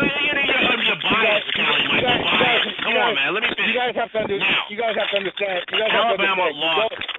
You guys have to understand. You don't have to let Clausell talk. I already told him this isn't going to go the way he wants things to go. He's gonna take his L. He's gonna take his L no matter what. It's whatever, man. I'm winning. He's gonna take his L no matter what. Alabama lost to Ohio State, and the reason Alabama lost to Ohio State, they got physically manhandled part of the game, but the main reason they lost to Ohio State is because of the cornerback play. Not Landon Collins, Kelly, Mike, but the cornerback play. Now, let's go back again. Alabama. Is it my turn Ole yet? Miss. No, Alabama, Ole Miss, Mississippi State. This is not going to go the way in the Clausell national championship race. They all were in the national championship race. Okay, in the middle of the season, when Kelly Mike said, well, let's see what happens, of course you're going to see what happens because they all got to play each other. But in the middle of the season, those were the best teams in the country. It's not going to go the way you got that, James? They were the best teams in the country. All right? All right, is it my turn yet? Yes, he's going to take this L. All right, I got one question. Go, Wiley. Since you only only allowing everybody to ask you one simple question. No, you can ask him as many questions you want. He's going to take this. No, you don't answer my questions, Wiley. I don't even want to hear a question from you. I don't even want to hear a question from you because you don't even want to answer my questions. That's the problem right there. Okay, let me ask my question first. Let me ask my question first to you, Wiley, because you don't even. If you want, let me ask my question to you because you don't even want to answer my question. Let me ask my one simple question first, so I can make sure that you can answer a question. No, I can ask whatever question I want to ask. I'm a man. I'm a grown man. I can ask whatever question I want to ask. Now, let me ask my question to you first, and then you can ask me a question, Wiley. Let's do that, because you don't even want to answer my question. This is an interrogation. No, this ain't no interrogation, Wiley. Answer this question. Answer this question. Who has a better winning record, Marcus Mariota or Jameis Winston, and who has won a national championship, Marcus Mariota or Jameis Winston? Answer that, Wiley. Okay. And if you tell the truth, Wiley, that lets me know how you are. If you tell the truth, that lets me know if you're not going to tell me some bullshit in a minute. I got one question. Like Callie Mike just did. Who has a better winning record, percentage-wise, and who has a national championship, and who doesn't? Come on, wait a minute. No. I'm answering the question. I'm the one asking the question, sir. You answer my question. Now, who has a better winning percentage? Who has a national championship? Answer the question simply, Wiley. What is it? Percentage-wise? Marcus Mariota, who plays tougher? I ain't gonna ask that question. I got a specific question. Who has a national championship? Who has a national championship? I got a specific question. No, I know. I asked you two questions. Answer them. No, answer the question. Answer the question. I asked you two questions. Answer it. Wait a minute. You told me I could only ask you one. You bullshitted the first question. What's the second question? You told me I could only ask you one. Jameis Winston or Marcus Mariota? You told me I could only ask you one. That's what I'm talking about, man. You can ask me two questions. No. I want to ask mine now before I answer your second one. No. You know what? Since you bullshitted the first question, I'm just gonna go to someone else because you bullshitted the first question. You did. You bullshitted the first question because you didn't want to be honest. You want to tailor the conversation. Everybody in this wants to tailor the conversation the way they want to do it. I'm ready. Come on, Callie, Mike, James. You come back on, James. I don't care. All I want you to do is answer one question. No, you want to bullshit. That's what you like to do. You don't want to answer my questions. All right, are you ready? Can I get my one question? James, come back on. You can come back. Can I get my one question? In response to what I just said to you. James, you got to let me get my one question. One question. All right, here's my question for you. Go ahead. Are you ready? Here's my question. For the last 2 years, every time I tell you that Jameis sucks and Florida State sucks, you would ask me one simple question, and it was, what is Florida State's record? How many games has Florida State lost? Well, now I got a question for you. What is Florida State's playoff record? And how many games has Oregon lost in the playoffs? Oh, my God. You're such a bullshit. I'm not going to even answer your questions. Let me go to James. James, go. You're such a bullshit, Wally. James, let's go. James, let's go. No, you need to answer that question. How many games has Florida State won in the playoffs? So, James, you want me to answer? Hold on, James. You want me to answer that question? Is that going to take your question? No, how many games has Florida State won in the playoffs? You want me to answer his question? Is that going to take your question? Because I'm asking you a question in return, James. I'm not even dealing with Wally no more. Because Wally is bullshit. Wally is bullshit because he wants me to answer his questions, but he doesn't want me to answer. You ain't going to answer my questions. So I'm going to go to James. James, I'm asking this. James, do you want me to answer that question? You guys are letting Clausel have things his way, and I already established things aren't going to go his way. No, I'm not. It's not about me having things my way. It's a matter of me being respected. It's a matter of me having my questions answered. Hey, Kelly Mike, ask him the same question. How many games has Florida State won in the playoffs? No. James, you want me to answer that? I want the impartial analyst to answer Tony's question. That's all I want. Answer the question, Clausel. James, okay, are you going to let that be your question so I can ask you a specific question in return? Quit stalling and answer the question. I'm not stalling. You're the one that's stalling by not answering my question. James. Wiley asked a question, not James. Wiley asked a question. I'm not dealing with Wiley because Wiley is not being fair. Let me ask James. How is that not being fair? How am I not being fair? Hold on. You said here. How are you not being fair? You want to go into that? I can go into that. You're not being fair. You're not being fair because you won't let me finish my question. You sat here and asked James how many yards he was supposed to pass for, knowing damn well everybody already knew how many yards to pass for. So how is Wiley's question not fair? I'm ready to answer. James, I'm ready to go to you. Or Kelly Mike, you want me to go to you? Kelly Mike, I can go to you now. Since James don't want me to do it, I'll go to you, Kelly Mike. Kelly Mike, you want me to answer Wiley's question? So you're not going to answer Wiley's question? No, I'll answer it, but do you want me to? I get a chance to respond to one of you two in return. Oh wow! Nobody else has said anything else. You keep stalling. Yeah, you're the one that's stalling because you won't even answer mine. Everybody on this show wants to hear your answer. We're all waiting my on thing you. is this. I'm not dealing with you no more, Wiley, because you're not fair. Now, wait a minute. Well, you're not fair. We all waiting on you. You're not dealing with you no more, Wiley. You know what? Since you just gave me some bullshit about Marcus Mariota having a better winning percentage than Jameis Winston. Come on. You know what? I'm gonna give you a bullshit answer too. What is Florida State's playoff record? They're 1-0. Since you're gonna lie about that first question I gave you, I'm gonna give you some bullshit for the second one. Thanks. There we go. Because Jameis Winston has a better. Since you're gonna say that Marcus Mariota has a better winning percentage. Since you're gonna say that Marcus Mariota has a better winning percentage than Jameis Winston, I'm going to tell you that Florida State has a 1-0 playoff record. If that's the case, since you didn't give me some bullshit, I'm giving you the bullshit. Thank you. Oh wow. Thank you. Oh wow, nothing. I answered your question. Now, next, James, Shot-town. Let's go. We got an hour left, so I'm good. My name is Shay Stackhouse again. You know, the funny thing is, like I said, you have people not only saying that the SEC West was the best conference in college football, you have people saying that they were the best conference in sports, period. And they got their asses whooped. They got their asses whooped. They got whooped by a cupcake conference too. They got taken, bent over, and violated with no Vaseline. Winston style. Oh, God.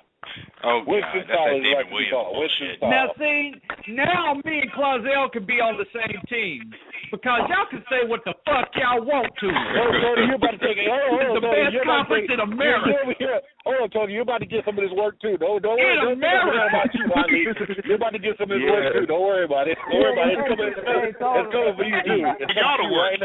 See, I ain't like Clausel. I ain't gonna limit you to one question. Break it. You clowns. Please. I ain't like you ain't going to bullshit around. You whatever, Clozel. You got a question and answer question. And then not even answer my question. What kind of bullshit is that? I feel like I'm in an ACT test or something. What the hell is this?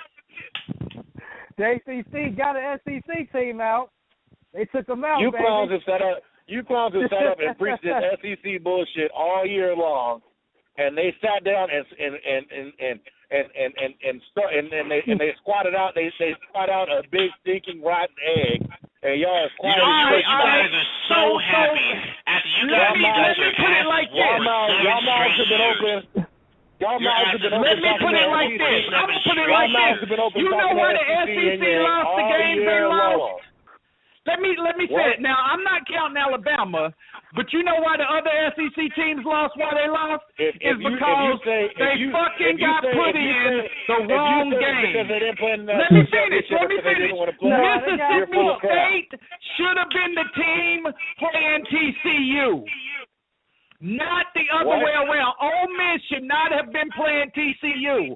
Ole Miss should have been playing who Mississippi State was playing. That don't matter. Hold on, Tony. They should have flipped them games, and if they flipped them games, both of them teams would have beat those teams. Because Mississippi State would have beat TCU, and Ole Miss would... Wiley, 2 months ago, you were telling me that TCU sucked and didn't deserve anything. You don't remember that? You were telling me how much they sucked. I was the one arguing that TCU should have made the Final Four. What are you talking about? You lying motherfucker. You are lying your ass off. Oh, so you want to tell me I wasn't arguing that Ohio State shouldn't have made it and TCU should have? Mike, he didn't want Ohio State.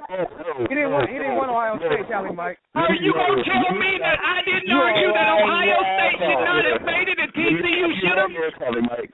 Let me stop you right there, Charlie Mike, because Tony did say that TCU should have got in over Ohio State. No, he said that after. He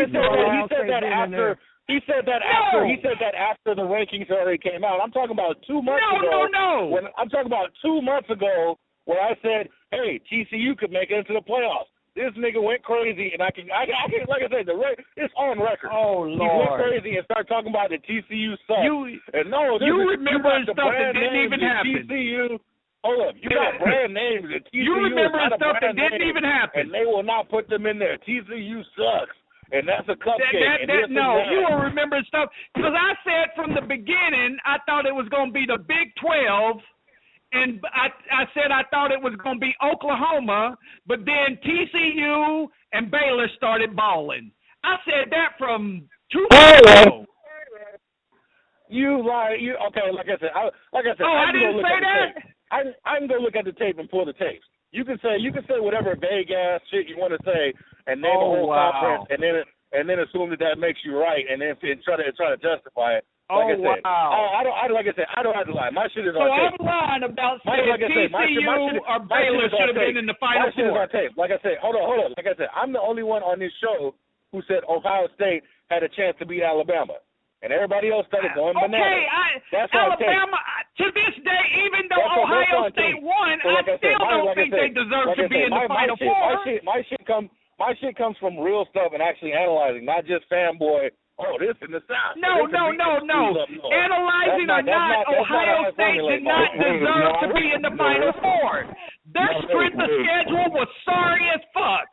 There is no way they deserve to be in the Final Four team. Ohio State beat Alabama's ass. Okay, but they shouldn't have even been there to be able to beat their ass. Ohio State beat Alabama's ass. That's the afterthought. They shouldn't have been there to beat their ass. TCU should have been in that game. You say what you want. TCU should have been in that game. They beat their ass. TCU should have been in that game. No, the only thing you can conclude from that is that Alabama did not deserve to be in the game. Genius. TCU should have been in that game. The only thing you can conclude from Ohio State beating Alabama is that Alabama did not deserve to be in the playoff because they got their ass beat. TCU deserved to be in that game.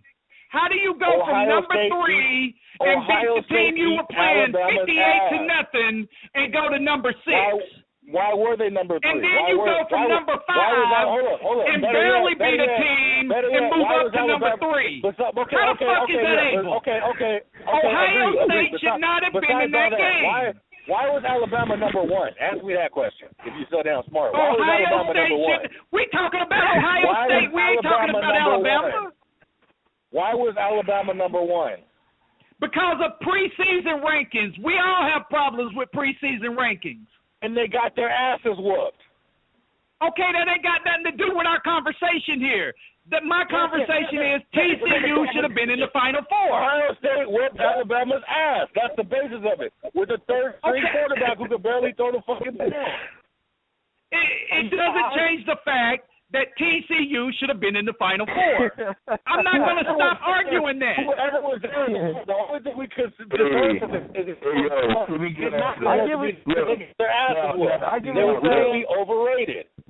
I don't care. I don't care how much you say Alabama or Ohio State did whatever they did. They shouldn't have been there. Why? Because they shouldn't have been in the Final Four. Period. Their strength of schedule did not make them strong enough to be a top 4 team compared to the teams that were already there. TCU was 3 and beat a team 56-0 in their last game and went from 3 to 6. How the fuck you do that? Alabama was clearly overrated and got their ass whooped by Ohio State. You didn't answer my question. How do you go from being number 3, beat a team down, and then go to number 6? How do you go to be number 1 and getting your ass embarrassed on national TV? You didn't answer my question. I'm not here to answer. You want to answer my question? You and Clausel are being brought to justice. You're going to take this. How do you go from number 3, beat a team down in your last game, and go to number 6? Things are not going to go the way you want them to go. Any ball game, hey, they got beat. They ran up against the team. Tony Wiley things are not going to go the way you want them to go. Beat them. I hear you. It ain't going. But like I said, you can bring that SEC shit. I'm ready. I will do the SEC to my head. Let's do it. All you've done. You haven't answered any questions. You immediately start deflecting the TCU, which doesn't have shit to do with the SEC. So you're not ready. No, you were the one brought up the fact something about me saying TCU sucked, and I ain't said no shit like that. When I said Ohio State got their ass whooped, you said they didn't deserve to make it. TCU should have made it. You are the one that brought up that TCU sucked. I said TCU sucked. Explain to me, besides TCU, explain to me why Ohio State whooped Alabama's ass and all the rest of the SEC schools got their asses kicked. Well, I'm gonna tell you from my perspective, since you asking. I think Alabama has this thing where they do not play up to You're full of shit. Other teams' expectation. I think they expect teams to just let them win. Like, for example, for the last 7 years, Alabama goes straight to their bowl game, and their bowl game is the championship game. This year, they have to play a preliminary bowl.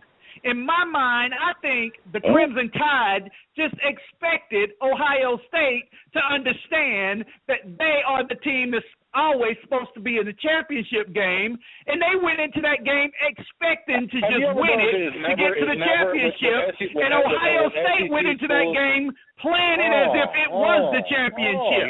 You don't say. Have you ever noticed with SEC schools is never they just got beat? It's always some mental thing that they didn't want to play or such and such happened or this I didn't say they didn't want to play. I said they expected to win. They didn't go into that game with the mindset that the team that they were playing were the best team in the country that they needed to be playing. So they didn't come to play. They pretty much underestimated Ohio State. Absolutely. They went in underestimating that team, looking for the championship game. They overlooked the game. And when they overlooked that game, they ended up screwing up.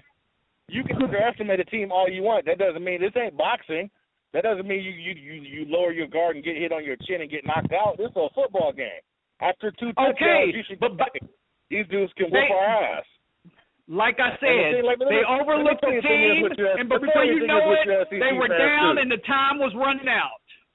Let me tell you something about you SEC fans too. Let me tell you guys the thing about the SEC fans, which shows cowardice, which I really don't like.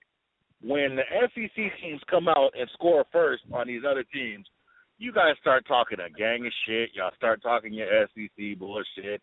Here we go. I remember when Alabama when they came out and stopped Ohio State those first 2 times. Ohio State had to kick field goals, and Alabama was up 21-6.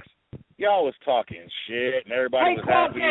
Then next thing you know, do you remember this nigga right here talking about how much he didn't think Oregon was worth shit, and all these other teams, UCLA and Stanford and all those were the better teams in the Pac-12. You remember all that? Now all of a sudden Oregon's going to the fucking championship, and this nigga sucking dick. This is deflecting. Now all of a sudden, he's the biggest Oregon duck in the world. You ain't an Oregon duck, you an Oregon fuck. This is deflecting.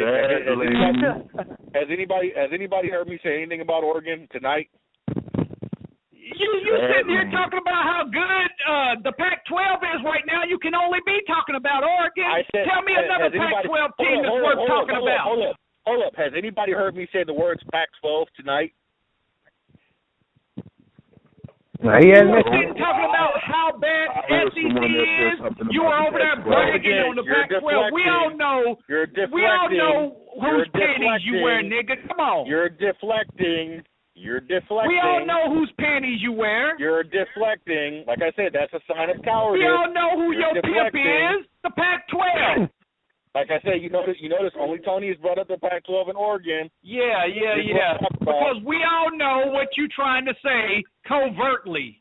We know you, nigga. Trying to say anything covertly? I would come out and say it. Why would I say anything covertly? I know Mike is not a big fan of Mariota. I believe the SEC was overrated this year. I've said that outright, and I'm saying it now, and it's been proven. So why would I need to covert anything? Like I said, this is the thing. I don't need to covert anything because this shit was proven. Y'all got your asses whooped, and you're hiding from it like cowards. Come on and take this L. Who hide from it? Like I said, bring it. Ask me a question. What you want to say? You asked me about what happened with Alabama. I told you what I thought happened with Alabama. They overlooked Ohio State. What's your next question? Let me tell you what Wiley has done. Wiley has started talking about question? Wiley has started talking about TCU. He started talking about Oregon. He started talking about the Pac-12. All shit that I did not start talking about. But he's not deflecting though, right? No. Can somebody else say something, please? Yeah, I can. This nigga's hurting my ears. Now you brought up a little point about the whole thing with the matchups in the Peach Bowl and the Orange Bowl, that Mississippi State should have played TCU and Ole Miss should have played Georgia Tech. Yes. My thing is, with the analysis of those games, the way that Ole Miss performed in that game against TCU, they wouldn't have done that much against Georgia Tech either. Okay. Again, I still think that I'm just saying that I think we got some SEC haters, so that they put the stronger team against the weaker team in both of those games. They put the stronger team against the weaker team in both of those games. If they'd have put TCU against Mississippi State and Georgia Tech against Ole Miss, you'd have had different results. Wait a minute. Does anybody know if Mississippi State was within the top 10? You feel me, Clausel?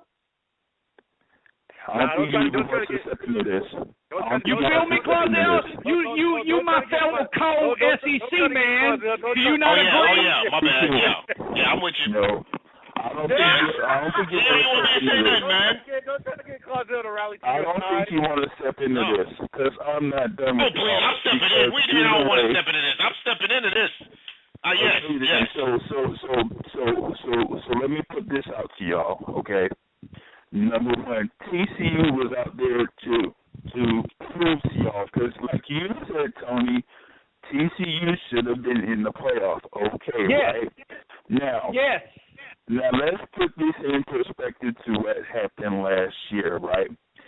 So if TCU was supposed to be in the playoff and didn't get in, so I guess they were supposed to go into this Peach Bowl disappointed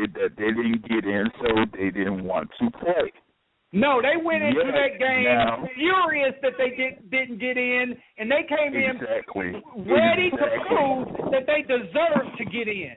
Exactly. So they went in there and they took care of business. Absolutely. Alabama last year didn't go into the Sugar Bowl and take care of business. So that's Look, I am not a Bama fan, so that's something you're gonna have to take up with Clausell. I don't defend Alabama. Right. So that's on that. But number two, the thing about Georgia Tech was the way that they played football this year, they were very impressive on both sides of the ball. I don't deny that, but I think Mississippi State would have given them a better game than Ole Miss. No, Georgia Tech. Yeah. Georgia Tech beat Mississippi State in Orange No, Bowl. I mean Ole Miss would have given them a better game. I'm sorry, I mixed it up. I don't know.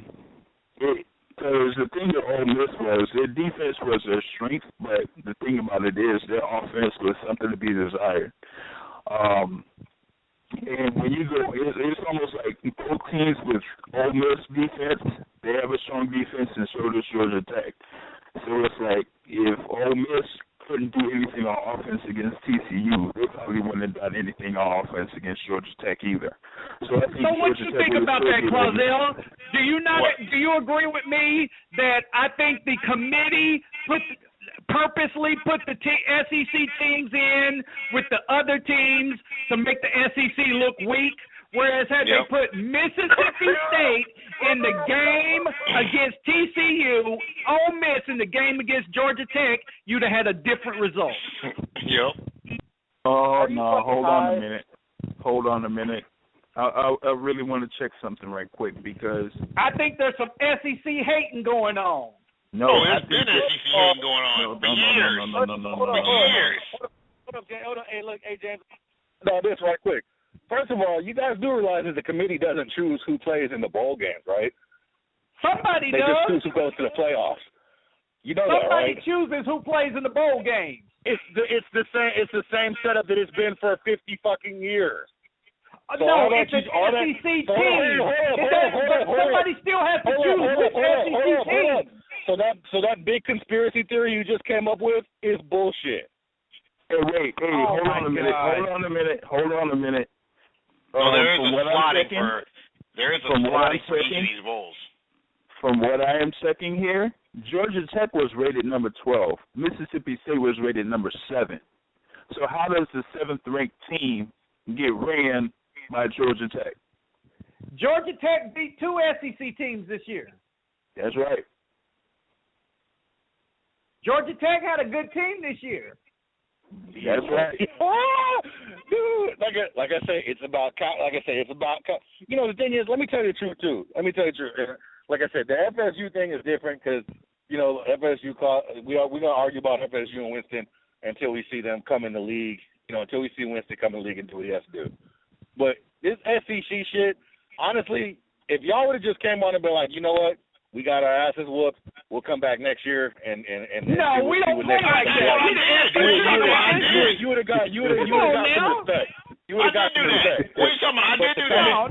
No. But to come in and do the coward dance. The SEC is the best conference in college football. I ain't finna back down either. I know. Fuck y'all. We ain't about to back down to y'all. To come in and do the coward dance. Like Clausell, you kind of did it yesterday, Clausell. I'll give you a little bit of credit. Ain't no humble pie up in this man. Ain't nobody eating pie.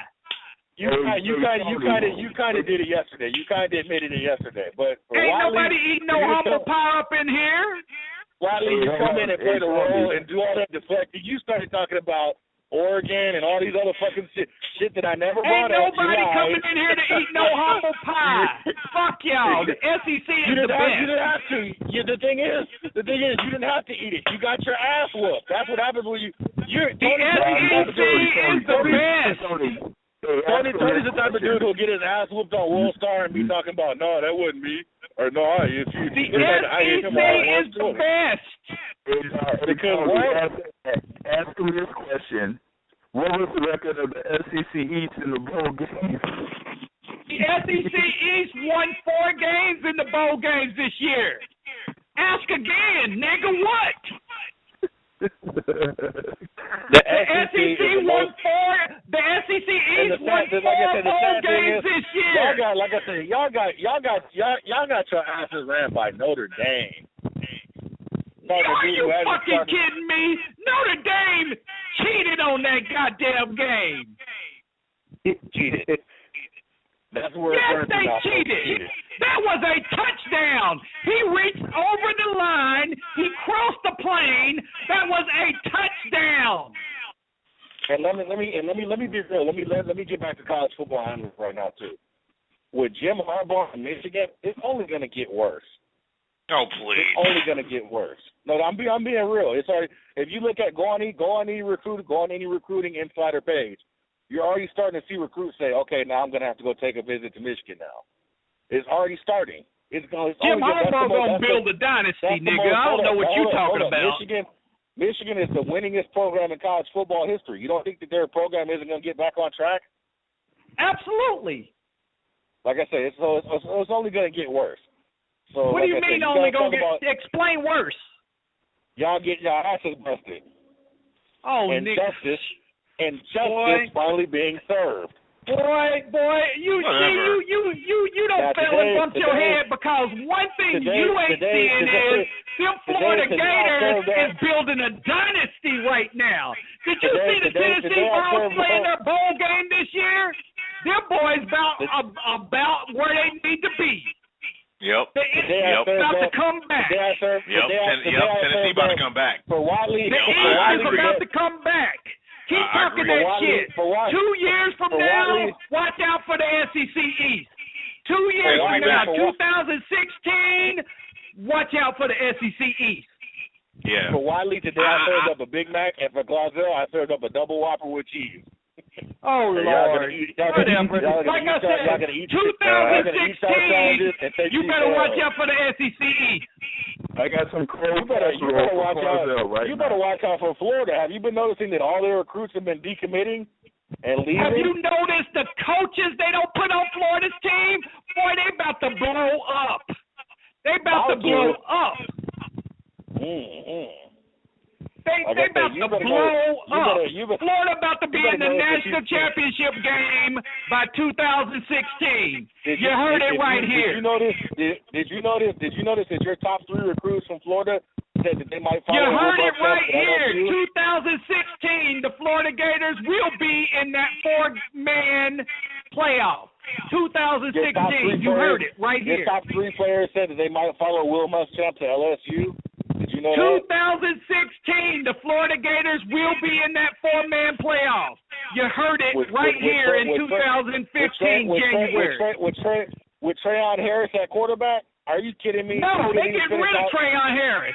They said they're going to transfer his ass before next year is over. Yeah. Alabama is gonna be a staple because of its recruiting. Auburn has excellent coaching. Like I said, the jury's still open on McElvain. I don't know what he's going to do or not. LSU, if they keep going this way they're going with Miles leading them like how he's leading them, with no quarterback support or anything like that, they're going to eventually go back to where they used to be. Hey, Clausell. Yeah. Watch this. Hey, Kelly Mike, tell us about the Big 12. The Pac-12, excuse me. Tell us about the Pac-12. Where are they going to end up? I don't know about the Pac-12, but I can tell you about one school in the Pac-12, University of Southern California Trojans. They're going to have deep. Oh, so in other words, you know everything about the SEC, which you hate, but you don't know nothing about your own conference, which you love. Please. I only big up my team. I can tell you bad things about the Pac-12, but I only big up USC. I can tell you this. I can tell you USC has the best returning quarterback in the country, who threw 39 touchdowns to only 5 interceptions this year. I can tell you we're going to have 2. I can tell you we probably got a potential Heisman Trophy winner in Dory Jackson, and I know y'all seen him in that bowl game, and he's only a true freshman. I can tell you that, running a 4.2. I can tell you that. And I can tell you we whoop people's asses. We whoop Nebraska's ass with 50 players. Players playing. Oh wow! Players. You whooped Nebraska's ass. That was tough. Yeah, with four players playing 2-man football like it's 1910. I can tell you that. Ooh, Nebraska. They're so scary. I can tell you we already have the number 3 recruiting class in the country, and people are saying we're going to end up number 1 over Alabama this year. I can tell you that. All right, so when is USC going to be in the playoffs? Next year, I can tell you that. Nigga, please. That's funny. Shit, I can also tell you who you're about to see take a big nosedive, and that's University of Oregon. Once Mariota sets his butt on that campus. Y'all just heard this nigga say USC is gonna make the playoffs this year. I'm crazy. Like 2015. I'm the same person who said Ohio State could beat Alabama. I'm crazy. Remember, I don't know what I'm talking about.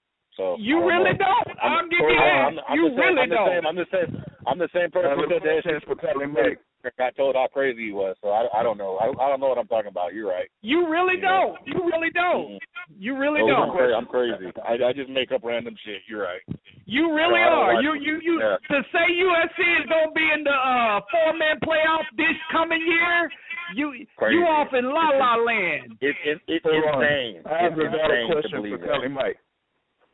Do they have their will they have their full scholarship players next season? Yes, we will. Yes, we will. Yes.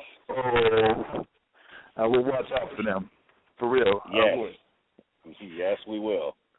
Because UCLA will not be back. Oregon will not be back. Arizona. Now I agree. Oregon's gonna drop off when Mariota goes, but they'll build back up. It'll take a couple of years, but next year they will drop off. I'll give you that. Hold on now. If you want me to tell you the bad things about the Pac-12, it's just like James said. UCLA is about to fall off. Oregon's about to fall off. Arizona might stay because they got a freshman quarterback. Arizona State's going to fall off. Let me tell you, the 3 top schools in the Pac-10, in the Pac-12 next year are going to be SC, Cal, and Arizona.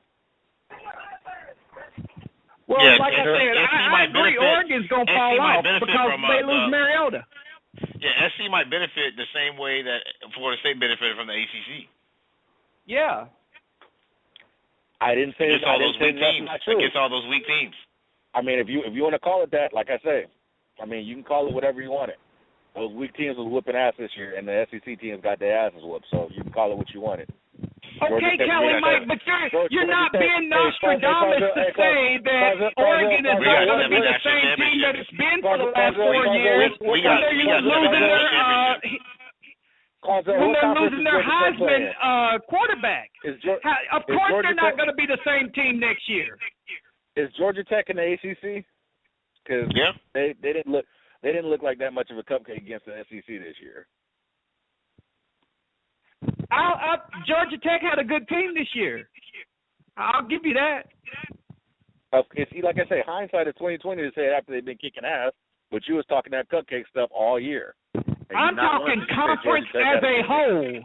Every conference has a couple of good teams in it. Not once this year did you say Georgia Tech had a good team. Okay, because I never seen Georgia Tech play. What I'm telling you is the ACC as a whole is a basketball conference. As football players, they're cupcakes. Whatever. I guess. I didn't stutter. Did I say something funny? I don't remember saying nothing funny. I stick to what I say. The ACC is a bunch of cupcakes. Now, I don't see that there's not a couple of good teams in there. I would have thought it would have been Clemson other than Georgia Tech. But, there are a couple of good teams. But as a whole, it's a cupcake conference. There's no bigger cupcake conference than the SEC. And I can go by their book record and make sure that's true. Come on, Clauser. You going to let him say that? Oh, I mean, it's BS, man. I mean, SEC has been the best conference in the past 20 years. Both the Clausel schools got their asses whooped, so he's in no place to say anything. But you're talking about 1 year. We're talking about as a whole, as a conference. Why are you living in the past, Tony? Isn't that your famous word? I'm not living in the past. We're living in the past. Oh, yeah, now. Oh, okay. I'm not living in the past. This year, we had 3 teams in the top 4 of the playoffs at one time. The ACC can't say that. And they all got their asses whooped. And they all That ain't the point. That ain't the point. You keep talking about we talking about the past. I'm not talking about the past. This year we had 3 teams from the SEC in the top 4 at one time. Hold it. This year, the ACC had a 4-0 record against the SEC at the end of the regular season. Okay, again, you're talking about how the ACC is a better conference. You had a better group of games or teams this year, but as a conference, the SEC is a much better conference than the ACC. No. Not even close. Prove it on the field. We do. You had one good year. Why is it you guys have one good year and that's supposed to make up for everything? I don't get that. I didn't say that. Look at consistency. We won the national championship 6 straight years. No. Because when y'all talk that trash, after year after year after year, and then the games come up, you say year after year after year that the SEC was better, that the biggest difference is in the fourth quarter, this and that, and the third, right? Then they should have proved it out on the field this year. Okay, like I said, you can't have great years every year. There has to be some downtime because it's called college. People graduate, you got to replace, and you got to retrain new people. So that there's ups and downs to everything. This year we had a down year in the bowls, but I can best promise you we will be back. We will be back. We will be back. I remember 1999. When I was at FAMU, or 2000, one of the two. SEC lost some big bowl games. And everybody was like, the SEC's overrated, they're this and this and this. Next thing you know, SEC right back on top of the next year. Absolutely. Like I said, when you're having to replace people because it is college, you are going to have a down season. You might even have a couple, but we will be back. Yeah, and the SEC as a conference in regards to football has been dominant for the past 20 to 30 years. I mean, it's not even a comparison. It's been dominant. It's been the premier football conference in the country. It's been the premier football conference in the country for the past 20, 30 years. It has. No, it hasn't. Yes, it has. It has. And the BCS. That includes the BCS era. No. Even before the BCS era, the SEC was still the best conference in the country. It was. No, they weren't. Yes, they were. Let me give you an example. And just let me say this real quick. The example I'd like to use is the NFL. Right now, the Denver Broncos are a hot team in the NFL since Peyton Manning been there the last 2 or 3 years. So everybody wants to look at the AFC and think of Peyton Manning in Denver. But you can't look at Peyton Manning in Denver over the New England Patriots. As consistency goes, the New England Patriots is the most consistent and most dominant AFC team, period. Now, you can go ahead and say, oh, but what about this year? What about that year? What about, okay, you can take year for year and pick other little bitty teams, but if you look at the big picture, the New England Patriots are the dominant AFC team over the last 15 years, and you cannot deny that. You realize that you're comparing a team to an entire conference? Well, you got to realize it's the same way, though. The SEC is the premier conference in college football. Okay, yeah, you might have that one team from those other conferences that do good this year and that year and this year and that year, but as a whole, the SEC is the dominant team. Yeah. The thing is, those teams could always play with SEC teams. They would just never get matched up. Oh, wow, really? Is that what it was? Yeah, LSU whooped Oregon's ass a few years ago. I remember that. They did? Yeah. Or did they beat them by 2 touchdowns? They whooped their ass. I saw the game. Now, Oregon... That Notre Dame game against Auburn this year was bullshit. Auburn beat Notre Dame. The refs took that game from Auburn. That was a touchdown. You replay it as many times as you want. That boy crossed the line with that football. You can say whatever the hell you want. If you watch it, he crossed the line with that football. Notre Dame won by 5. That was 6 that they took from Auburn. Auburn won that game. No, Auburn won that game. First of all, that was LSU, not Auburn. Second of all, LSU. I'm sorry, LSU. Yeah. Now next, that was at the end of the first half, right? So when the second half came, right, the next time LSU pretty much touched the ball, they went down for a touchdown and took the lead.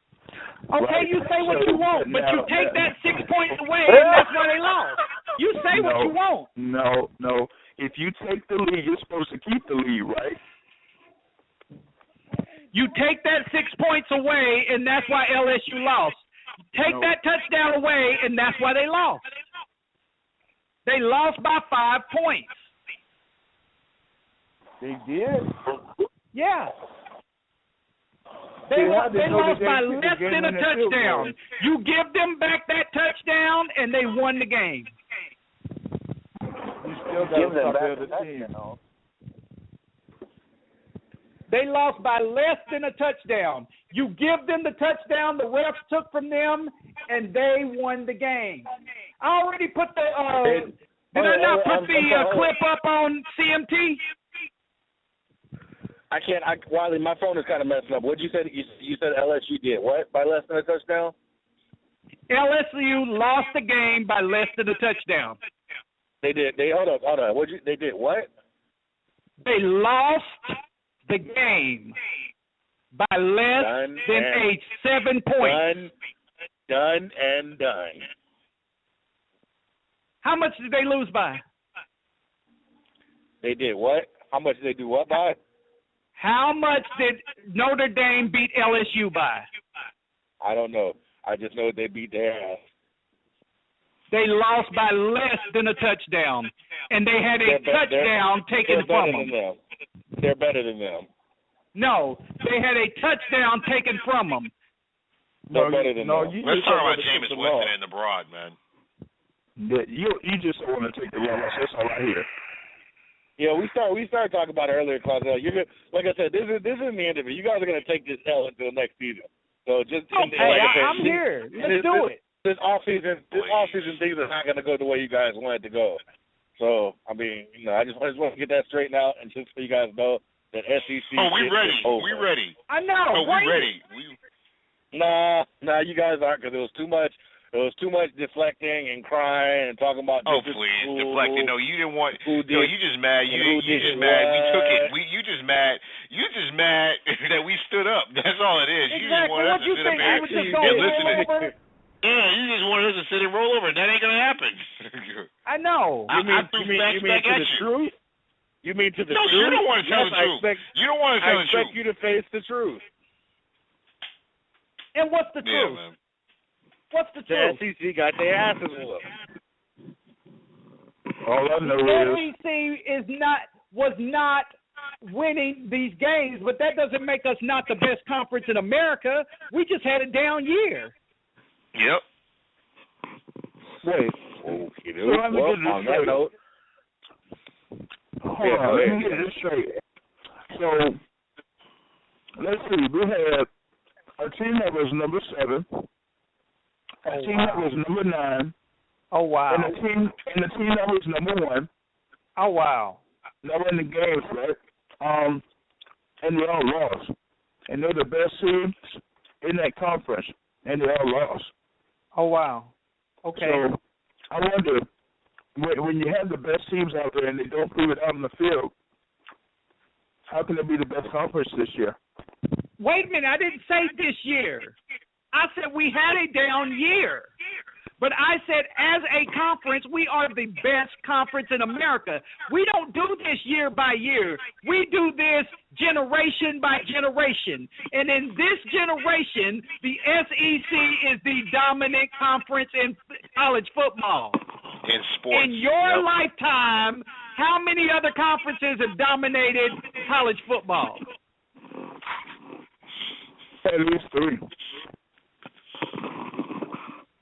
And over the last 15 years, which conference has dominated college football? At least how many? One. At least one. Now, not three, not even two. At least one, and that is the SEC. Hey, Kylie Mike. What's now, up? you hear this, right? So every time that, we try to bring up something, somebody says, don't even talk about the past, right? Oh, I'm not talking about the past. I said as a whole. That includes this year. We had a down year this year, but if you look at a scale of the best conferences as a whole, who is the best conference? You just said over the past 15 years, the past. Oh, God. See, here we go, Clausel. No. Here we go. Here we go.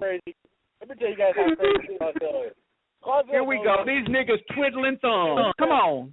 Come on. Let me tell you how crazy. Come on.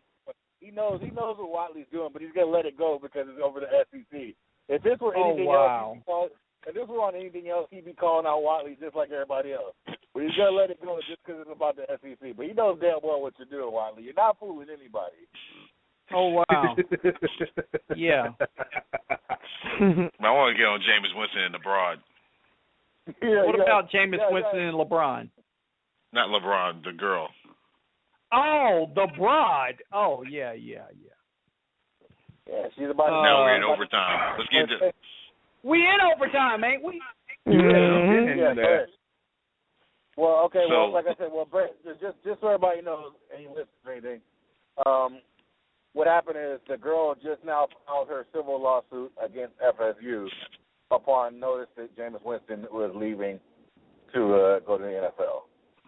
That ain't gonna that lawsuit ain't gonna go no fucking where. There's no way she can claim that FSU is unsafe because she sucks dick. There are 10,000 other women on that campus that can testify that they feel safe as hell. So she is not gonna win that lawsuit.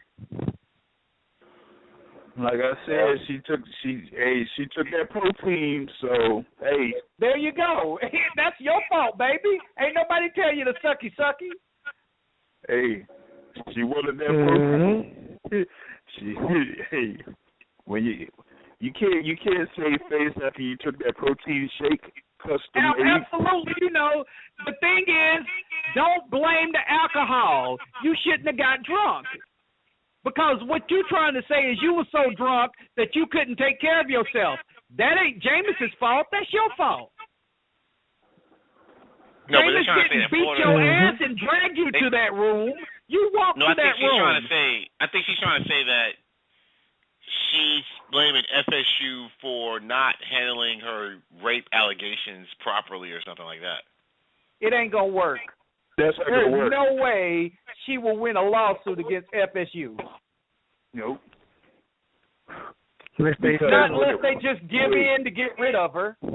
Now, here's my question. When it comes to an offense or something as serious as that shouldn't really go towards FSU. That should be on the Tampa Police Department. The Tallahassee Police Department. Right. So that's how the FSU's hands in that case, especially if I'm not mistaken, if that was outside of the grounds of the Florida State University, then the Florida State University is not liable for it. So if it happened off campus, they're not liable. But I don't think it happened off campus, did it? Yeah. Did it happen off campus? It happened off campus. Oh, well, then definitely Florida State is not liable.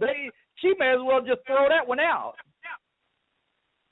Well, she's saying it violated her Title IX rights. I don't know exactly what that all entails. I'd have to look into that and see. So maybe she's saying that maybe she's saying that they impaired investigation somehow or something like that. No. Yeah, that's what I think it is. Nah, if it was off campus and like I said, if she had that protein-made custom-made protein shake off campus, that's not on FSU's. Absolutely. All she can do is just suck it up.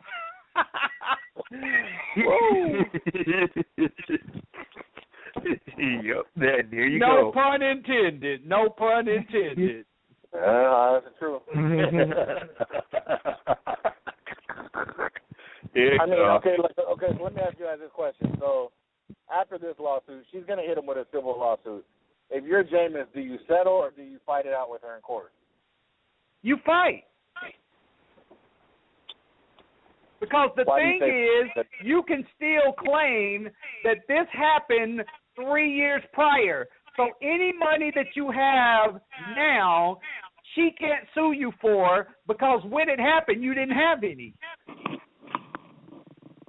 She can't take money that you didn't have when the offense happened. Well, I mean, that number one. She's going to file a lawsuit on him. And this ain't going to be over, man. This is going to be going on into Jameis Winston's career in the league. Well, technically, like, let's say this. Let's say, Tony, you hit my car. I could sue you for $2 million even though I know you don't have it. Exactly. And you could win the suit. But guess what? You will never see a dime of that $2 million. But if you end up getting that money, you still owe it. Like I said, like if OJ. Okay, but you know what? The second I get that money, I'm going to sign it over to my wife, or I'm going to sign it over to my son, or I'm going to put it in my mama's name, and you still won't get it. Like if you look at OJ lost his civil trial. He didn't have $30 million cash or whatever but he and still to this owes day, that he money. still ain't paid it. Exactly. And he ain't going to pay it. Why? Because he turned everything over into his daughter's name. Everything. And they can't sue her. Nope. He signed everything over into his daughter's name, all of his money he gets from retirement, from the league, everything. It's all in his daughter's name. So now they can't even put a claim on it. That was super smart what he did. Yeah, that was a classy move by him. Yeah, I mean, but he hired the best lawyers in America. You don't think they knew to do that immediately? Immediately, yeah. Mm-hmm. Is that what Winston's going to do? I mean, who does Winston trust like that? He doesn't, I mean, if he signs it over to his girlfriend or if she becomes his fiance and she ends up leaving his ass. You better sign it over to his brother. You better sign it over to his brother. Sign it over to his mama. Yeah, I was going to say his parents. How do you guys feel that we have not heard from Jameis's parents basically throughout his whole career until today, saying that he's declaring for the draft? That kind of rubs me the wrong way. Because they probably hood rats. Yeah. No, we heard from his father before, man. I've heard his father before. I mean, this guy comes from a two-parent home, a highly intelligent dude. I mean, this guy comes from a good home, so... That nigga is not highly intelligent, Claude. Yeah, he is. No, he is not. Yes, he is. No, Highly he is intelligent. not. Just because somebody puts that shit on a piece of paper does not mean it's true. There are people that had 3.4.0 GPAs that couldn't read. Hold on. Hey, what is Jameis Winston's major at Florida State? Niggerism. Business, I think. Business. All right. Hey, can somebody get, his essays that he's put out? That's funny as hell. Hey, can we see a research paper, please? Yeah, research paper. Can he do papers in APA format? Did he actually cite his sources? So sad. Can we please see one of those presentations he had to give for his research paper? Let's see how many PowerPoint presentations he's put out there. I tell y'all, we went out on that phone, on that field, and we were strong. Man, it's a highly intelligent dude, man. He got into Stanford academically. So boy, you are full of shit, Clausel. He did. You are amazing. He got into Stanford academically. He did. It's academically, he got into Stanford. He did. Y'all laugh. What did he make on his SAT? I don't know. It must have been pretty high for him to get into Stanford academically. Hell no. He got into Stanford. You know, the funny thing too is if you go to when Matt was on the talking about Jameis Winston's throwing motion, I went and I looked at his highlights. If you go to Jameis Winston's highlights on YouTube, it shows a scene of him in the locker room, like I guess trying to warm the team up, and he's like talking. We strong. Yeah, and the team is looking at him like he's full of shit, dude. Yeah. We strong. And nobody was getting hyped. Everybody was just sitting there looking at him like, "Are you serious?" Hey, I'm strong if you strong. Oh well, we do it big then. Yeah, and if they're gonna lose it then lose it big, and they sure lost it big. It's so sad. You go up to Jameis and say, "Jameis, what'd you make on the SAT?" And his first response will be, "Ain't nobody gonna make me sit down." Yeah, no, he'll be like, "You mean how many? He'll be like, "You mean like how many yards I threw for on Saturday?" Sad, what you mean, sad? Don't tell me to sad. You sad. Yeah.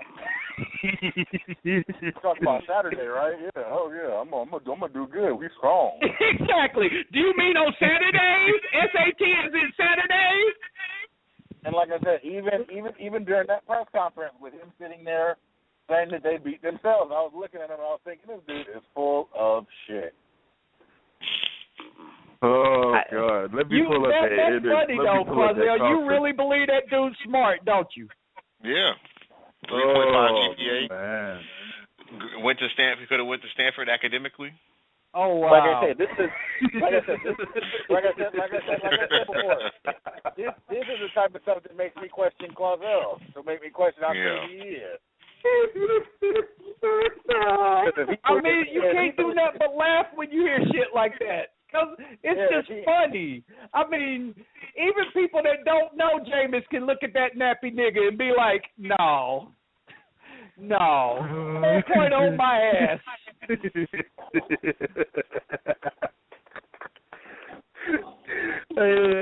What did he do for his senior paper in high school? He colored. Oh, man. He drew a Pikachu. No, he sit on the table and yelled, "Fuck him right in the pussy." Oh God. Okay, I also want to ask you guys a question real quick too. We only got about 20 minutes left. Thoughts on Johnny Manziel, man? Like I said, we talking about Jameis and off the field troubles. I mean, I honestly don't know from what I've seen Manziel in the season. And just from these couple of weeks that he's gotten injured, I don't know if he's going to be salvageable.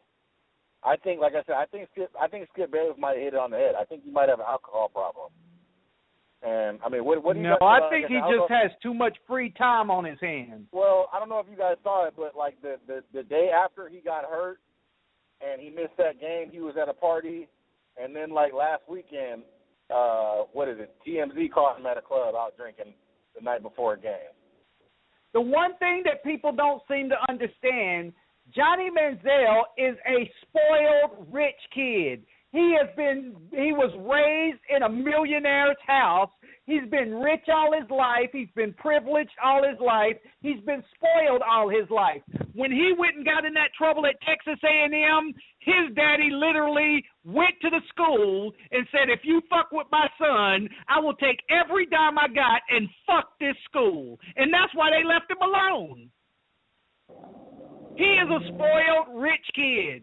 He don't care about that fucking money he getting from the NFL.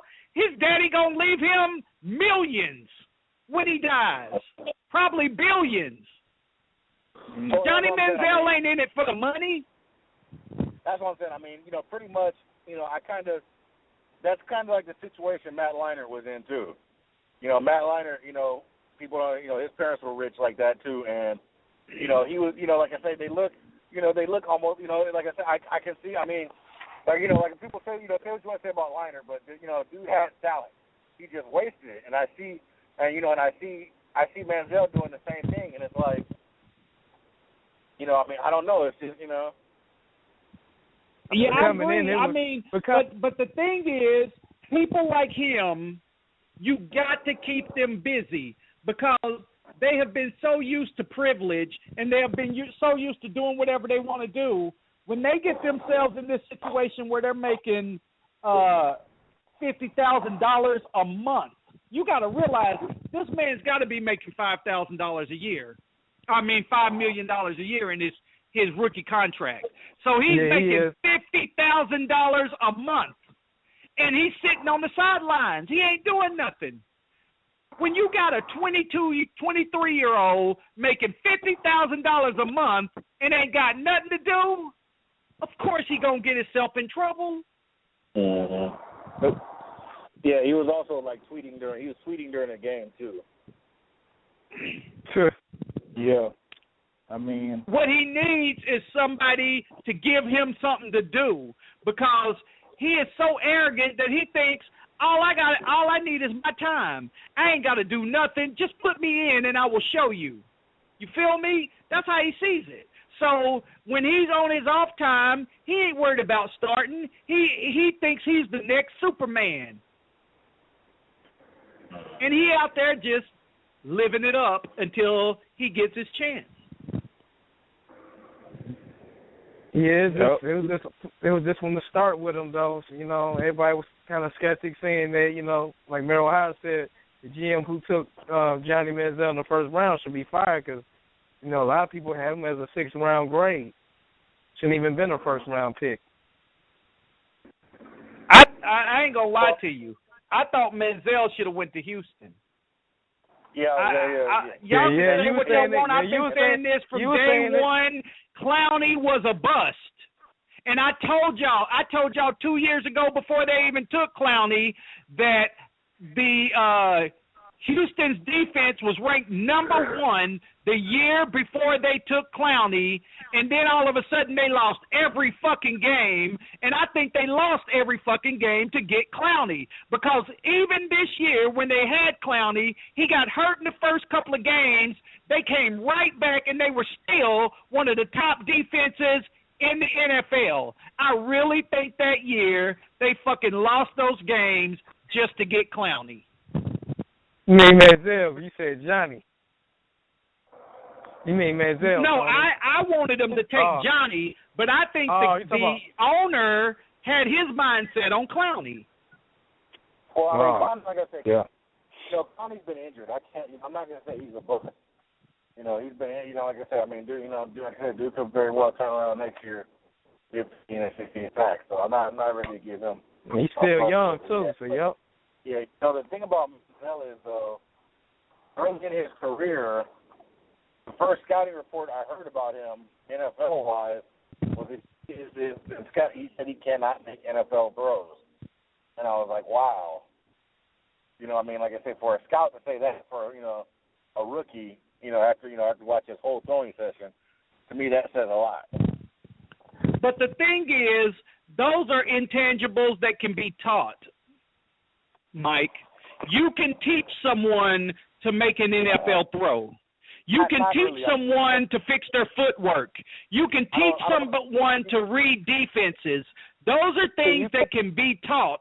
It's those things that can't be taught that you have to know to be a good football player. And I think Johnny Manziel has those things. He knows how to take off out of that pocket if he needs to. He's a good scrambler. He's a good decision maker. So I think he has the intangibles. he still is young and he needs to be taught. And I'm just going to be honest, Clausel, Jameis Winston is the same way. I really think Jameis Winston can be taught to be a great quarterback in the NFL. I look at it like this. Footwork and decision making, you can work on those with a guy. You can't teach a quarterback how to throw a 30-yard out. Yes, you can. No, you can't, because that's arm. Yes, you can, because you can build arm strength to be able to make that longer pass. You cannot. No, you cannot. Come on. You cannot. Come on. You don't think they can build his arm strength so he can make them NFL passes? He's just a puny kid right now. Bulk him up and build that arm up, and he can make them passes. You think that a quarterback's ability to throw the football is by how strong their arm is? You think that that's what they mean when they mean arm strength, that they got a strong arm? I think it makes a difference, absolutely. No, no. When they say strong arm, the arm, like athletes have what's called fast twitch muscle fibers. Baseball players aren't bulky, you ever seen Greg Maddux? You think he has a strong arm? Greg Maddux is not throwing a football, he's throwing a baseball. It's the same mechanics. No, it is not the same thing.